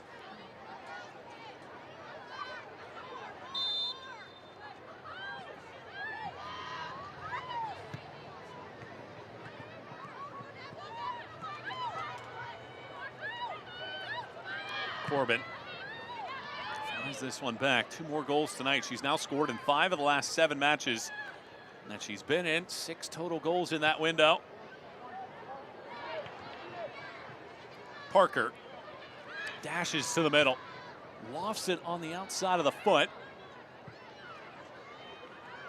Corbin nods it, and she's the one that is whistled for the foul here. But it's been another excellent night for Mia Corbin. A fine performance. Poole called her funny, intelligent, smart, and certainly can read the plays. And for more on Mia Corbin's charge to the Golden Boot lead, we send it to Anna Whitty. Michael, Coach Poole always talks about Mia Corbin as a player he just wants on the field. Right now tied in that Golden Boot race with 9 goals. Corbin's a player who combines and really works well between the 18s. She's a player that every player on the team has respect for every single day. But one thing that Corbin has about her game, might be one of the reasons why she's at the top of her game right now, is her ability to read so many books. She's part of a book club that specifically likes to read fantasy books. So I don't know, Michael and Jeff, if you're into fantasy books, but if you know, A Court of Thorns, Fourth Ring sounds like a good book. You might be able to get into that one. You know, it's not my go-to when I'm reading, but I mean, if it's able to produce a soccer player like this, I might need to start diving into it a little bit more. I wish I would have known that. Added that she's read 200 books in 1 year once. So these players like to read. 200 books in 1 year. I don't think I've read 200 books in my life. Yeah, I'm at this stage in my life, if I can get 200 pages in, I'm pretty happy. It might have been more 100 books in 2 years, but to me, if you're reading more than 10 books a year, you're doing well. She has been flawless again tonight and has put herself into a three-way conversation for the Golden Boot race. And as we talked about at the beginning of this match, one of the key separators in this league are those players that can score goals. Flag is up here for offside. And that has been the case tonight. Carolina, 3 goals. And remember, Dallas had come in with back-to-back clean sheets. They hadn't allowed a goal in 274 minutes. But tonight, it has been all Carolina Ascent. And I know we're joking about it, but reading books as a professional athlete is something that is a tool. One, it's a good way to keep your mind sharp, but it's also a good little bit of a distraction from what's going on. I know so much of the focus all the time is what's going on in the field, but you need to find those different outlets. And you know, to hear somebody who's reading this many books, it's encouraging in the days of technology and everything else going on out there.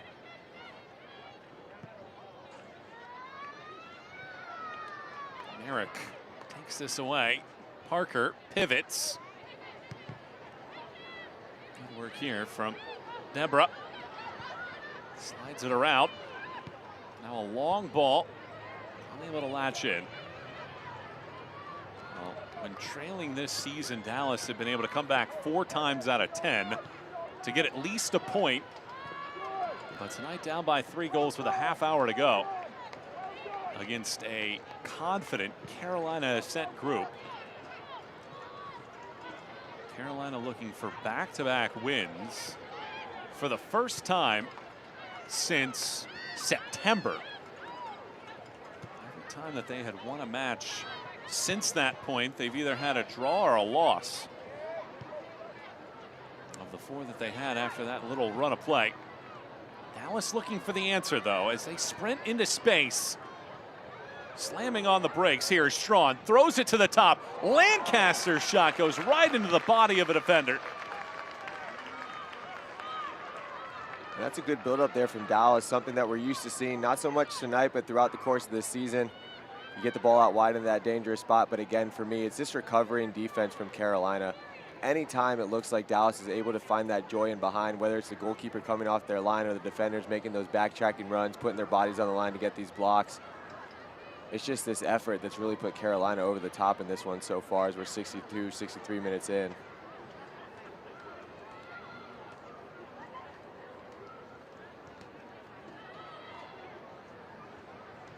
Lancaster twirls, unable to locate this pass, and it's shipped out towards midfield.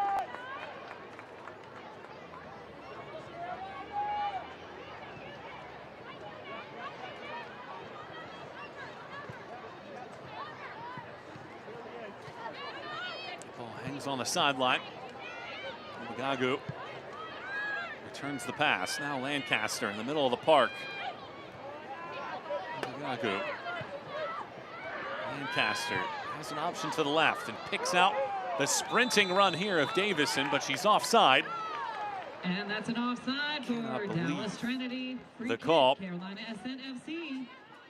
Well, Carolina, since returning from spring, have been just absolutely dynamic. They're outshooting their opponents by an average of roughly 10 per game. They have almost as many shots on goal as their opponent have total shots in that window, and no team since returning from spring has put double-digit shot attempts on. But ultimately, in the end, Philip Poole was talking about it, and we've talked about it so far tonight, is it's one thing to get that volume of shots. It's another to be able to put those away, and we're starting to see that from Carolina these last 2 weeks. Well, those statistics really just talk about the number of quality opportunities and quality chances that Carolina's been able to create. And really, it was always a matter, it's only a matter of time when it's a numbers game, right? When you're talking about those types of shots on target, you're talking about goalkeepers making big saves, different things that happen. But when you have those many opportunities, it's really about an offense that you know is humming and playing the right way. Harding loops this around. Parker was trying to slither past Obagagu. Unable to do so.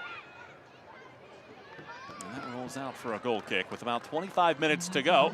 We sit Carolina 3 and Dallas 0. And if this holds, Carolina would catapult to the top spot on the table.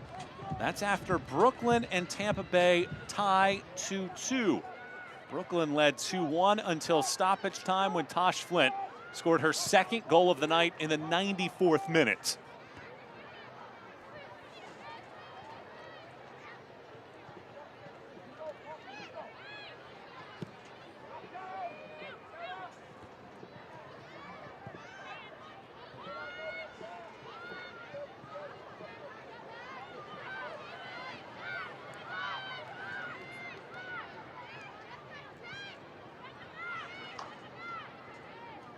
Corner.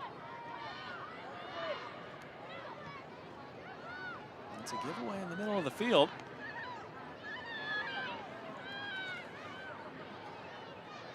Tamara unable to hold on to it. Now Corbin, 1v4 it feels like. Eventually winds it up out wide. Merrick shovels this one through. Porter, Tricoli chases. Davison sweeps it out.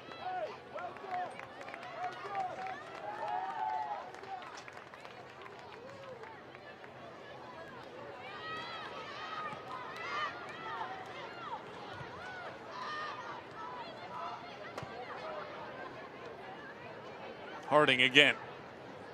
Leaves this for an Aguilera. Punches it through, but not past that defender. Well, this is what we saw a lot of in the first half, with Dallas giving the ball away consistently and Carolina just unrelenting right now. Parker, Merrick hits this ball off of one boot, comes right back in that direction. Parker tames it and then gets yanked to the surface by Tamara.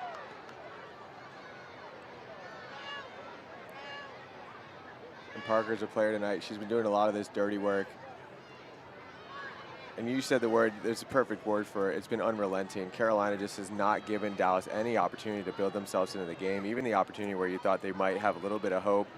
Carolina's able to draw that penalty kick, but you know, it's just been a lot of hard work put into this effort tonight from Carolina. You get another look here. Parker's just being a little bit of a pest here. Ball's up in the air. She's able to get under it. Draws this contact here, and that's just a frustration foul. And if you're Dallas, you can't blame Dallas for frustration tonight. Nothing's really been going their way.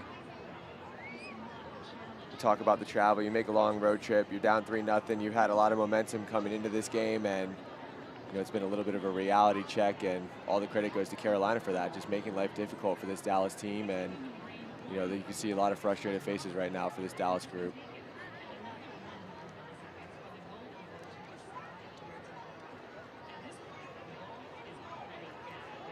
The universal I have a cramp sign.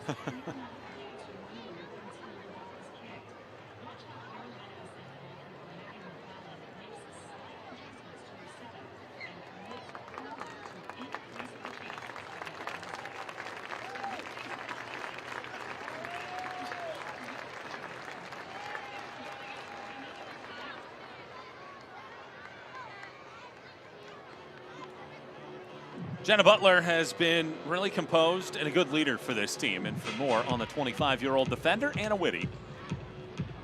That's right, Michael. Carolina's center back, Jenna Butler, isn't just the starting center back for the Carolina Ascent, but she also works a full-time job as a distribution engineer. Butler graduated from NC State with an industrial engineering degree, and when she graduated, she really enjoyed her major, wanted to pursue that, so she took a full-time job, moved to Charlotte, and played in the W League just to keep up with her skills, keep them sharp. After that, she joined the Washington Spirit in July of 2024 and came here to the Ascent and the Super League, all still working that distribution engineering job. Butler added that sometimes she comes home from a long day of training, thinks about stopping her engineering job, but she says she loves both of those opportunities and loves the challenge of doing both. We talked about how impressive it was for Mia Corbin in the books that she reads to maintain a full-time job as an engineer nonetheless, and also be able to pursue this professional soccer career. Very impressive from Jenna Butler.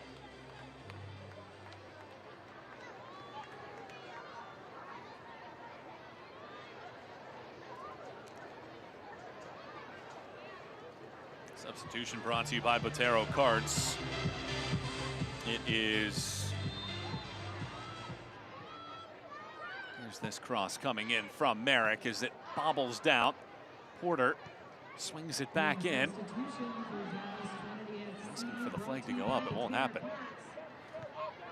Leaving the pitch, number 16, Tamara. And entering the pitch, number 13, Sarah Vincent. Here's Corbin. Dashing around. Corbin. 2 goals tonight.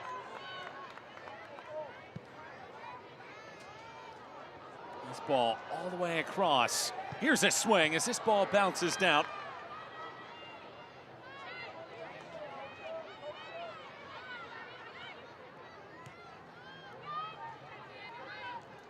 Here's Corbin following this ball through. Across, out top, Hutchinson slices it wide.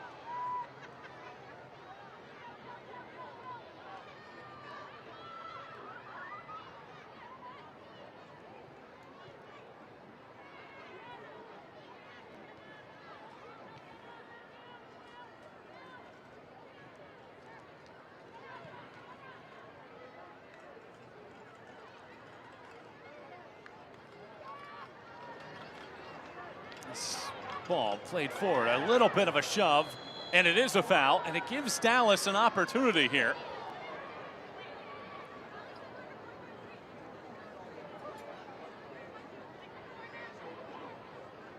You have to give Lancaster a ton of credit, still putting this work in. Chasing onto these balls into space, trying to create opportunities for her team, as she does a good job getting onto that back shoulder. Look at this big touch here, able to draw that contact, draw that foul in a dangerous area. She hasn't had a lot of joy on the ball. She hasn't been able to find the ball as much as she would like, but you can't fault the effort. The effort's been there from Lancaster. She's been putting the work in, doing what she can to get on the end of these balls, even though she doesn't have too much support up top. And in this situation, she's able to create an opportunity out of nothing for this Dallas group who's desperately seeking to get a goal to try and get themselves back into this game.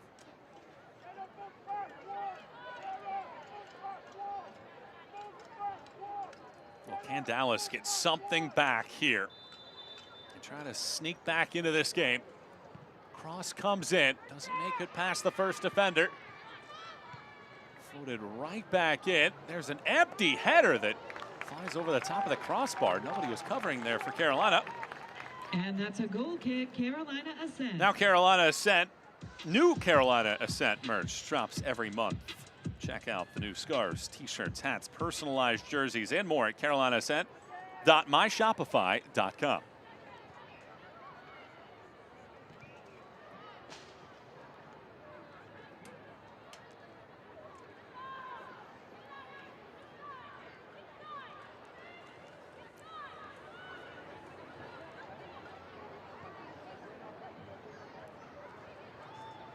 Here's Thornton, league's leading goal scorer, has company now with Mia Corbin and Ellie McCain as well.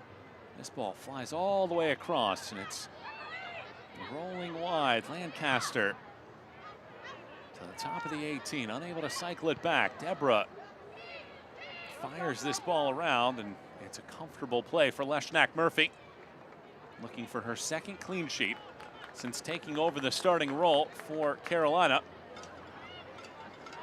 And for me tonight, part of the problem with Dallas has been Thornton hasn't been able to get the ball in a dangerous spot at all. Anytime she's out on the ball, it's either something out wide, maybe a little bit further away from the goal. She makes her living being in front of the goal and getting that ball in front of the goal, but because Dallas hasn't been able to find any type of rhythm, she hasn't been able to get herself into those dangerous spots where she could be on the receiving end of those crosses. She can be in those good spots where she's able to pop out and then have those opportunities on goal. Just not able to find that type of rhythm to utilize a player like Thornton. And again, she's not getting the ball in dangerous areas, which that's where she makes her living. That's where she gets her goals. Balls in front of the box, crosses coming in. And tonight it just has not been the case. Has been a very quiet night for a player that had scored 3 times in the last 2 matches. Thornton so far this evening has 23 total touches. That's the fewest of any of the starting players for Dallas in this matchup.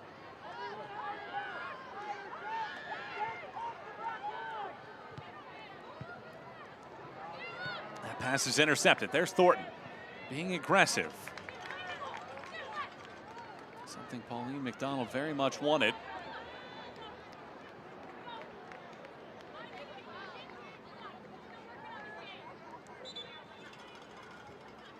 Might have broken the corner flag, but it's going to be a throw.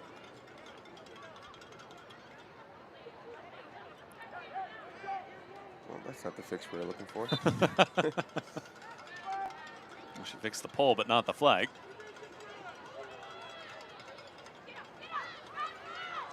Here's Thornton skying this ball in. Studer clears. Hutchinson, a goal and an assist tonight. Taken out by Deborah. There's Obagagu.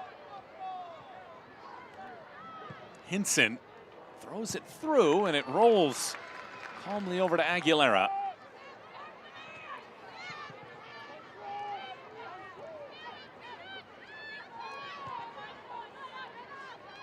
Carolina looking for its 8th clean sheet of the year.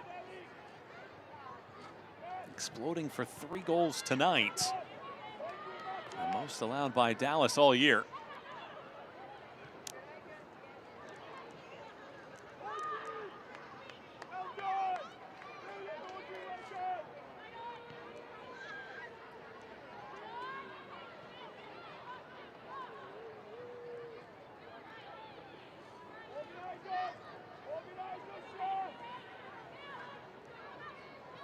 Pass taken away. Porter. Corbin.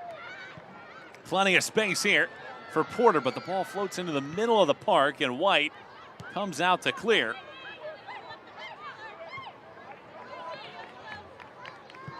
Hinson spins it around, but Leshnak Murphy.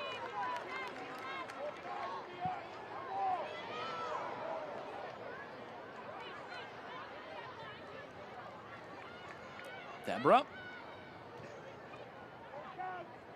Cross comes in.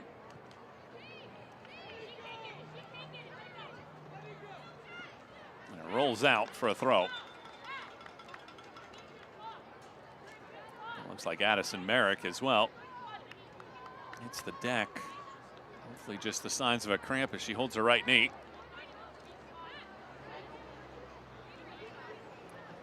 As you saw in the build-up of that play, this has kind of been the theme for Dallas tonight. It's a good, dangerous cross into the box, but they only have 1 runner.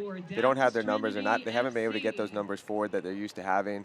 Normally, when you see this Dallas team, they're putting these crosses in the box. There's 2, 3, maybe even 4 runners that are circulating the box, regenerating those different types of runs, trying to get on the end of these dangerous crosses, but they just have not been able to get their numbers forward tonight at all. And they've been defending for so long that it's hard to have these defenders. It's hard to take these midfielders from these defensive positions and get them into the attack with the forward. So it's usually a Dallas lineup that's a very cohesive unit. They work well together. There's free flowing. There's midfielders making runs from behind. There's outside backs making overlapping runs. Forwards making runs into those different spaces, creating spaces for the midfielders.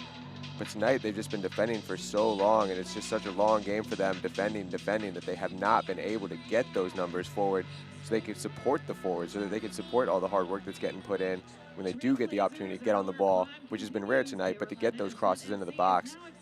Just unable to have that cohesive unit that we're so used to seeing from this Dallas group. Dallas making 2 changes. Lucy Shepard and Gabriella Guillen coming in. Ubagagu and Lancaster are coming out. No substitutions, brought to you by Botero Cards.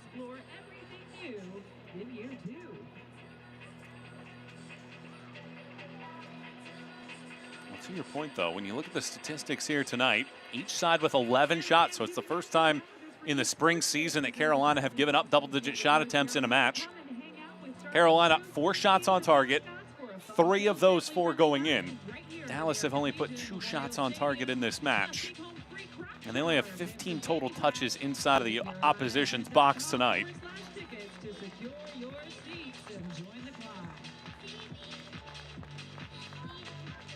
Novant Health is proud to be the official healthcare provider of the Carolina Ascent FC with same and next day sick visits. Novant Health provides care when and where you need it. Schedule online at novanthealth.org.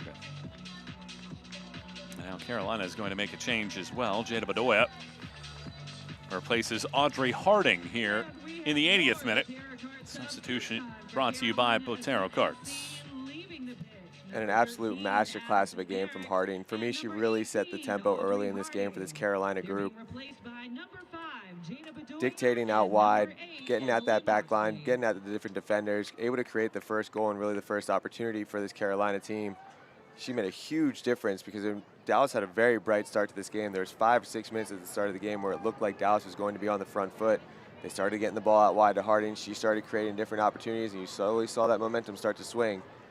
Just a real solid professional performance there from Harding. If you're just joining us, these two teams were 2 of the top 4 in the league entering the night, vying perhaps for a spot along the top of the table. Carolina, a draw and a loss in their first 2 meetings between these two sides. But in the 19th minute, Ellie Hutchinson finishes on the doorstep. And 4 minutes later, Hutchinson picked out Corbin to make it 2-0 before halftime. And less than 10 minutes into the second half, a penalty kick won by Riley Parker allowed Corbin to score her first brace in an Ascent kit and rise to the top of the Golden Boot race with her 9th of the season to make it 3-0. Alongside Jeff Antonella and our sideline reporter Anna Whitty, Michael Watrang and her crew with you.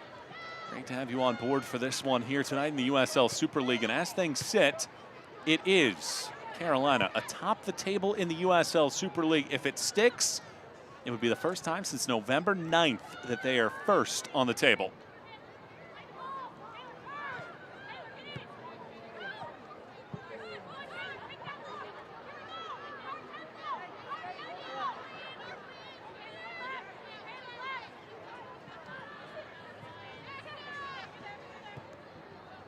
This ball bobbled around as it pings off of bodies.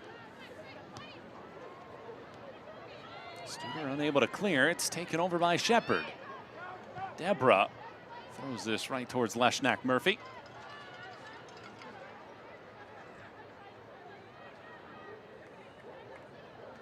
Stay up to date with the USL Super League. Sign up for the Super newsletter. Get news about your favorite team and stories from around the league delivered directly to your inbox weekly. Sign up at uslsuperleague.com/newsletter.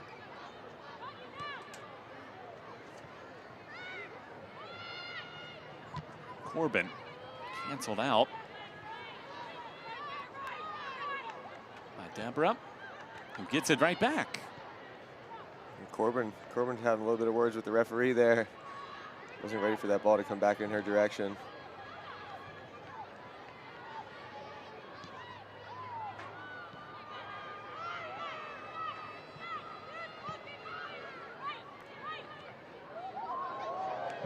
Chases, forces the giveaway. Hinson sprints around defenders, hooks this ball to the back post, and Brooks watches it sail out. And that's a goal kick, Carolina Ascent FC. So a goal kick here in the end. There haven't been a lot of these types of matches in the USL Super League this season. In fact, when you look at Carolina, they've had 13 games that finish in either a win or a loss. 9 of those 13 were decided by just 1 goal. And they had 4 straight wins by a goal until they beat Lexington 4-0. So this could be consecutive matches with multiple goals after not having a win by multiple goals since October. But Carolina, after opening the year unbeaten in their first 10, went through that little skid in the middle of the season where they lost 3 in a row and bounced back and forth, stayed above the playoff line, are starting to find that rhythm as the end of the year starts to come into focus.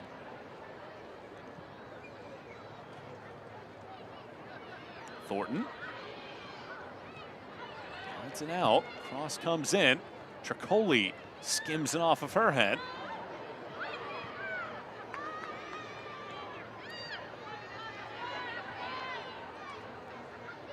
Good surge here. Amber Brooks opens the hips, lofts it in. Brooks a second chance at it. Davison launches, and that ball sprinkles wide right. And we spoke about it earlier. I don't want to harp on it too much, but we're in the 84th minute, and that was the first time that we've seen Dallas getting the ball out wide, and they had numbers in the box where they would be able to get underneath of a cross or try to get themselves into a dangerous spot. I'd still like to see Thornton try to drift herself a little bit closer to the net and not be so much into those wide areas. But when you look back at this game, there's been different opportunities maybe early in the game where they could have put the ball in the net, but it's really just been their inability to be a cohesive unit, getting the team up and back together so that they're connected and you're getting those numbers in the box. It's something that's been so successful and why they've been able to score so many goals before this one. Pauline McDonald said that 6-0 win against Brooklyn 2 games ago was obviously a flawless performance as this shot goes well out. They did end up winning the return feed of that 3-0, but she said that wasn't necessarily as clean of a performance as the one prior to that. 2 more changes coming here. Ashlyn Serempka and B. Hilton are coming in for Carolina.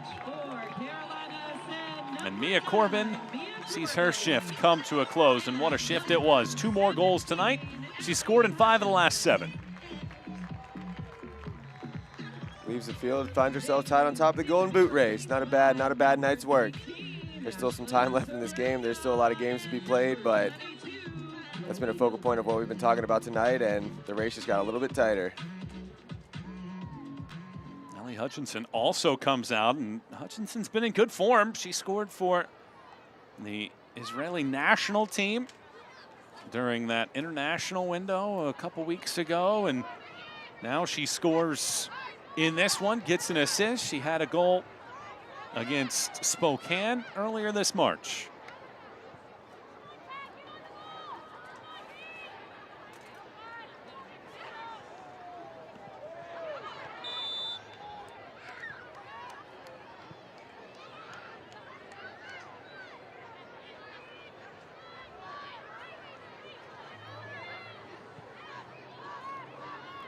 Porter.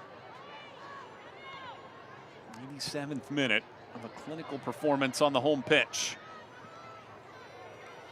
Gonzalez. Bedoya splits. Emily Moxley crosses it in.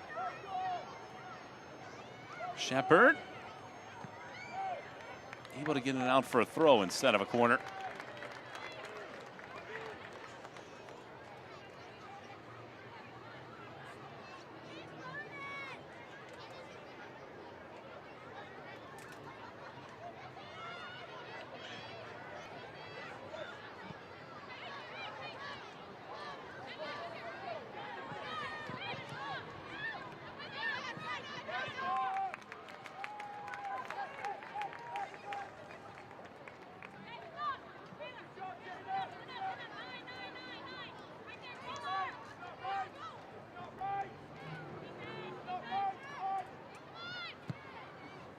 Ball wrapped around over the top. And it goes out. Stay informed about all things Super League. Visit USLSuperLeague.com for all the latest information, analysis, and insight into the USL Super League.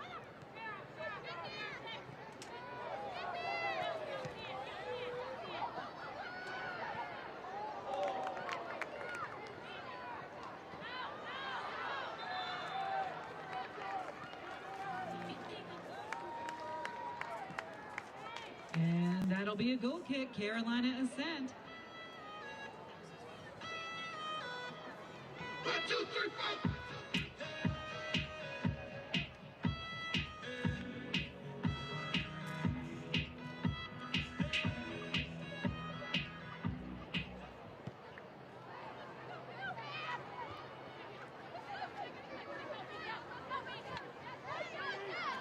Deborah does well to win that ball.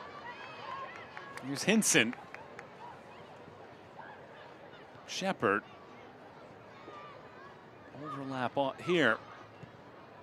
Cross wraps around. Leshnak Murphy hauls it in over the shoulder. And into the 90th minute we go.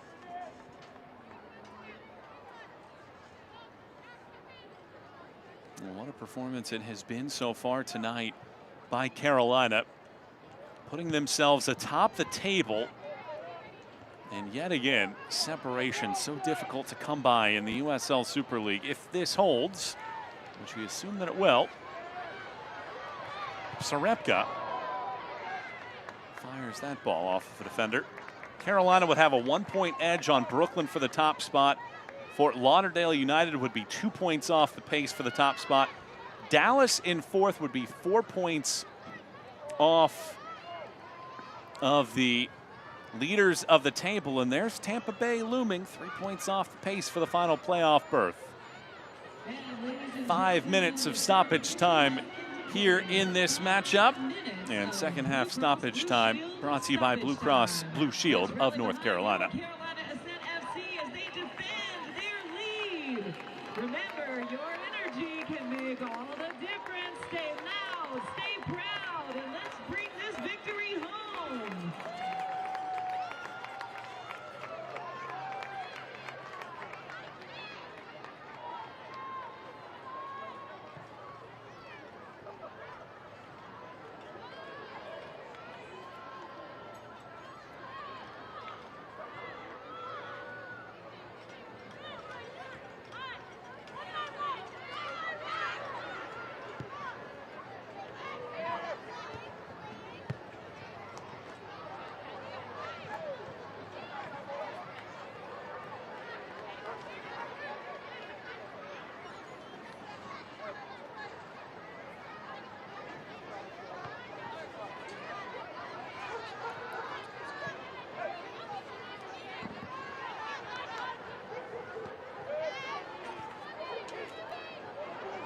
We spoke with Philip Poole this week,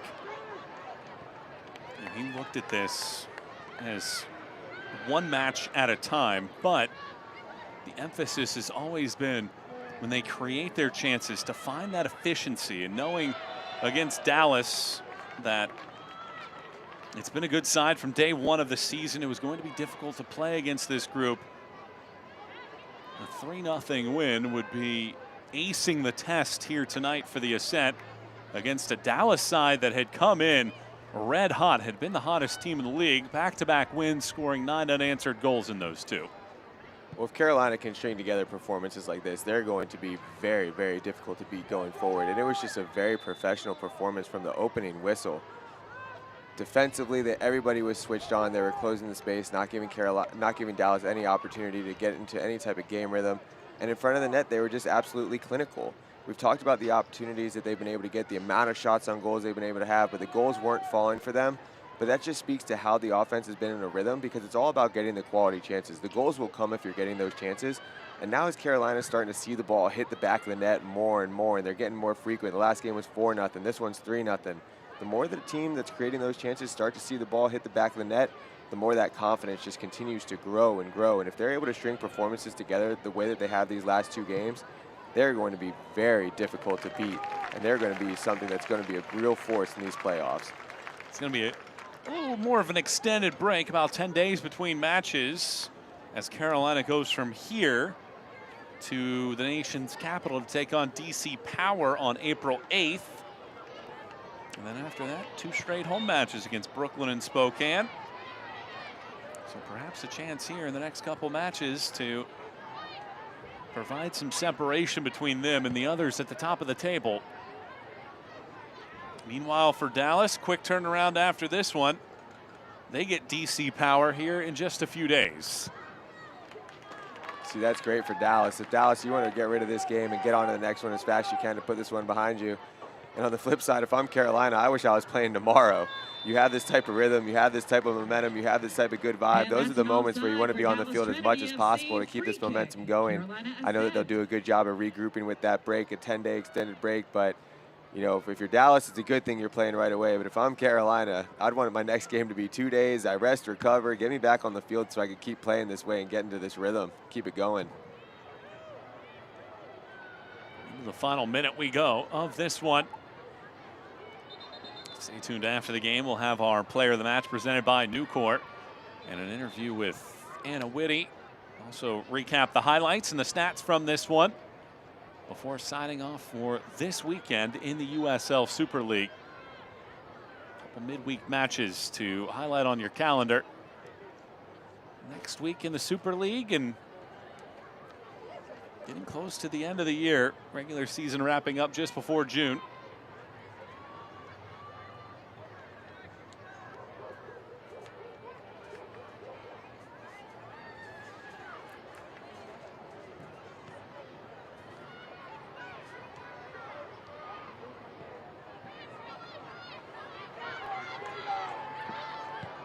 Long ball sent down the park, but a long run here for Bedoya. Bedoya sprints away from a defender. Bedoya off of one ricochet. It rolls around. Serepka chases. And there's the full-time whistle. And for the first time since November 9th, Carolina Ascent are back atop the table. Carolina into first place with a decisive 3-0 win over Dallas. Just an absolute clinic tonight from Carolina, and I spoke about it. If they could perform at this high level, if they could produce the goals that they were able to do tonight, defend the way that they were going to, this is a team that deserves to be on top of the table, and this is a team that's going to be a force to reckon with as this season and the playoffs start to take shape. And on the flip side, if you're Dallas, for me, this is a throwaway game. The energy wasn't right from the beginning. You didn't bring that energy that you needed into this game. You weren't able to find a rhythm. And for them, it's going back to the drawing board, trying to do what they did against the Brooklyn team that is a quality team, and try to reestablish themselves as a team that loves to be on the ball and create those types of moments. It was an excellent night overall, and Samantha Leshnak-Murphy with her second clean sheet and her fourth start of the year brings us to our save of the match presented by Train Technologies. And for me, this was a huge moment. It was early in the second half. They're up 2-0 if they're able to score here, but Murphy does a great job closing that space, coming out, getting herself big, and keeping that score at 2-0. Our play of the match presented by Plaza Appliance Mart. And it's Ellie Hutchinson picking out Mia Corbin through two defenders to score. And this was really a big moment because Carolina had Dallas reeling, and Corbin's able to get this ball in front from Hutchinson in a lot of traffic and slip it past the defenders and past the goalkeeper. And there's really that 2-0 lead that gave them no wind in their sails for this Dallas group. Our player of the match tonight is presented by Nucor, and it's Ellie Hutchinson standing by with Anna Whitty. Ellie, your team is back in first place. For the first time since November, you guys have taken so many shots, 110 this spring so far. What has it taught you about patience to see now goals go in the back of the net? Yeah, I think it's a lot of the chances finally paying off. We knew it was coming, and so the goals are finally coming. They are definitely coming, and the chemistry up top. You had your second goal of the season. What is the chemistry between you, Harding, and Parker opened up for you guys to get on the score sheet? Yeah, our wide players do such a good job getting end line, and I have an easy job of just tapping it in. So especially Audrey, I think that was the second one straight from her. So she does the work down the side, and I'm inside just finishing it off. Not only have you guys now scored 7 goals in the last 2 matches, but 2 clean sheets. So performance on both sides of the ball. How do you guys continue to build going forward? Yeah, just continuing to focus on winning both the boxes, both defensively and then putting the ball away and attacking. Thank you, Ellie. Thank you. Carolina's 2 biggest wins of the year have come in the last 2. Our final score tonight, presented by UNC Charlotte. Carolina Ascent 3 and Dallas 0. Jeff and I run through the highlights of this one as we tie the bow on our coverage when we return.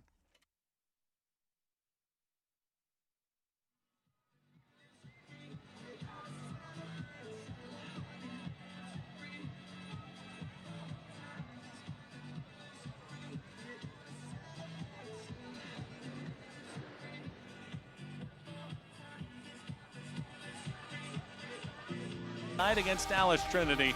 Michael Wattring, Jeff Antonella, and our crew wrapping things up here tonight as we look at tonight's match highlights presented by Fido Alert. And Dallas had a good string of play in the first 10-15 minutes, but things unraveled in the 19th minute. Harding to Hutchinson. And Harding really set the tempo in this game early, and it's Hutchinson with the outside of the foot. A cheeky little finish at the right place. It's a good hard run. And then this was really the one that really broke this Dallas team in the first half. It's his second goal, and it came off of a set piece. They were having a tough time defending set pieces all night, and it's Mia Corbin. That was her 8th goal. She wouldn't be done for the night. But again, you do not leave a player like Mia Corbin alone in front of the net and live to talk about it. That 2-0 lead headed into halftime. And Dallas did a good job of regaining a little bit of momentum as the second half started, but this was really the one. It's Parker drawing this contact, does a great little move to get behind the defender, Deborah Fauser, and then that's that. Here it is again in first place of the Golden Boot race, tied for first, and this is the one that does it to the PK, driven low across her body. And just an absolutely brilliant performance tonight from this Carolina team in a matchup that was really even headed into this one. Full-time stats presented by Fido Alert. Carolina had outshot opponents by 61. Hadn't allowed 10-plus shots in any match in the spring. They get outshot tonight, but ultimately Carolina much more dangerous in their attack this evening. Well, it's really the shots on target, and for me, a big point, too, is the corner kicks. 0 corner kicks for this Dallas group tonight to 6 Carolina. That just speaks to you about how much time Carolina spent in Dallas's defensive half of the field and how little Dallas was able to create those chances in Carolina's side of the field. So that's a big statistic in this one.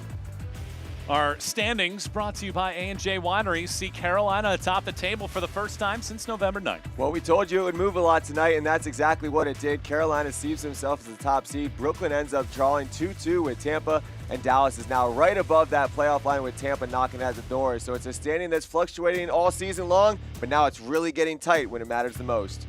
Mia Corbin's brace and Ellie Hutchinson's goal and assist propel Carolina Ascent to the top of the USL Super League table with a 3-0 triumph over Dallas this evening. For Anna Whitty, my partner Jeff Antonella, and our entire crew here tonight in Charlotte, I'm Michael Watrang signing off. Thanks so much for watching the USL Super League on Peacock. Good night, everybody.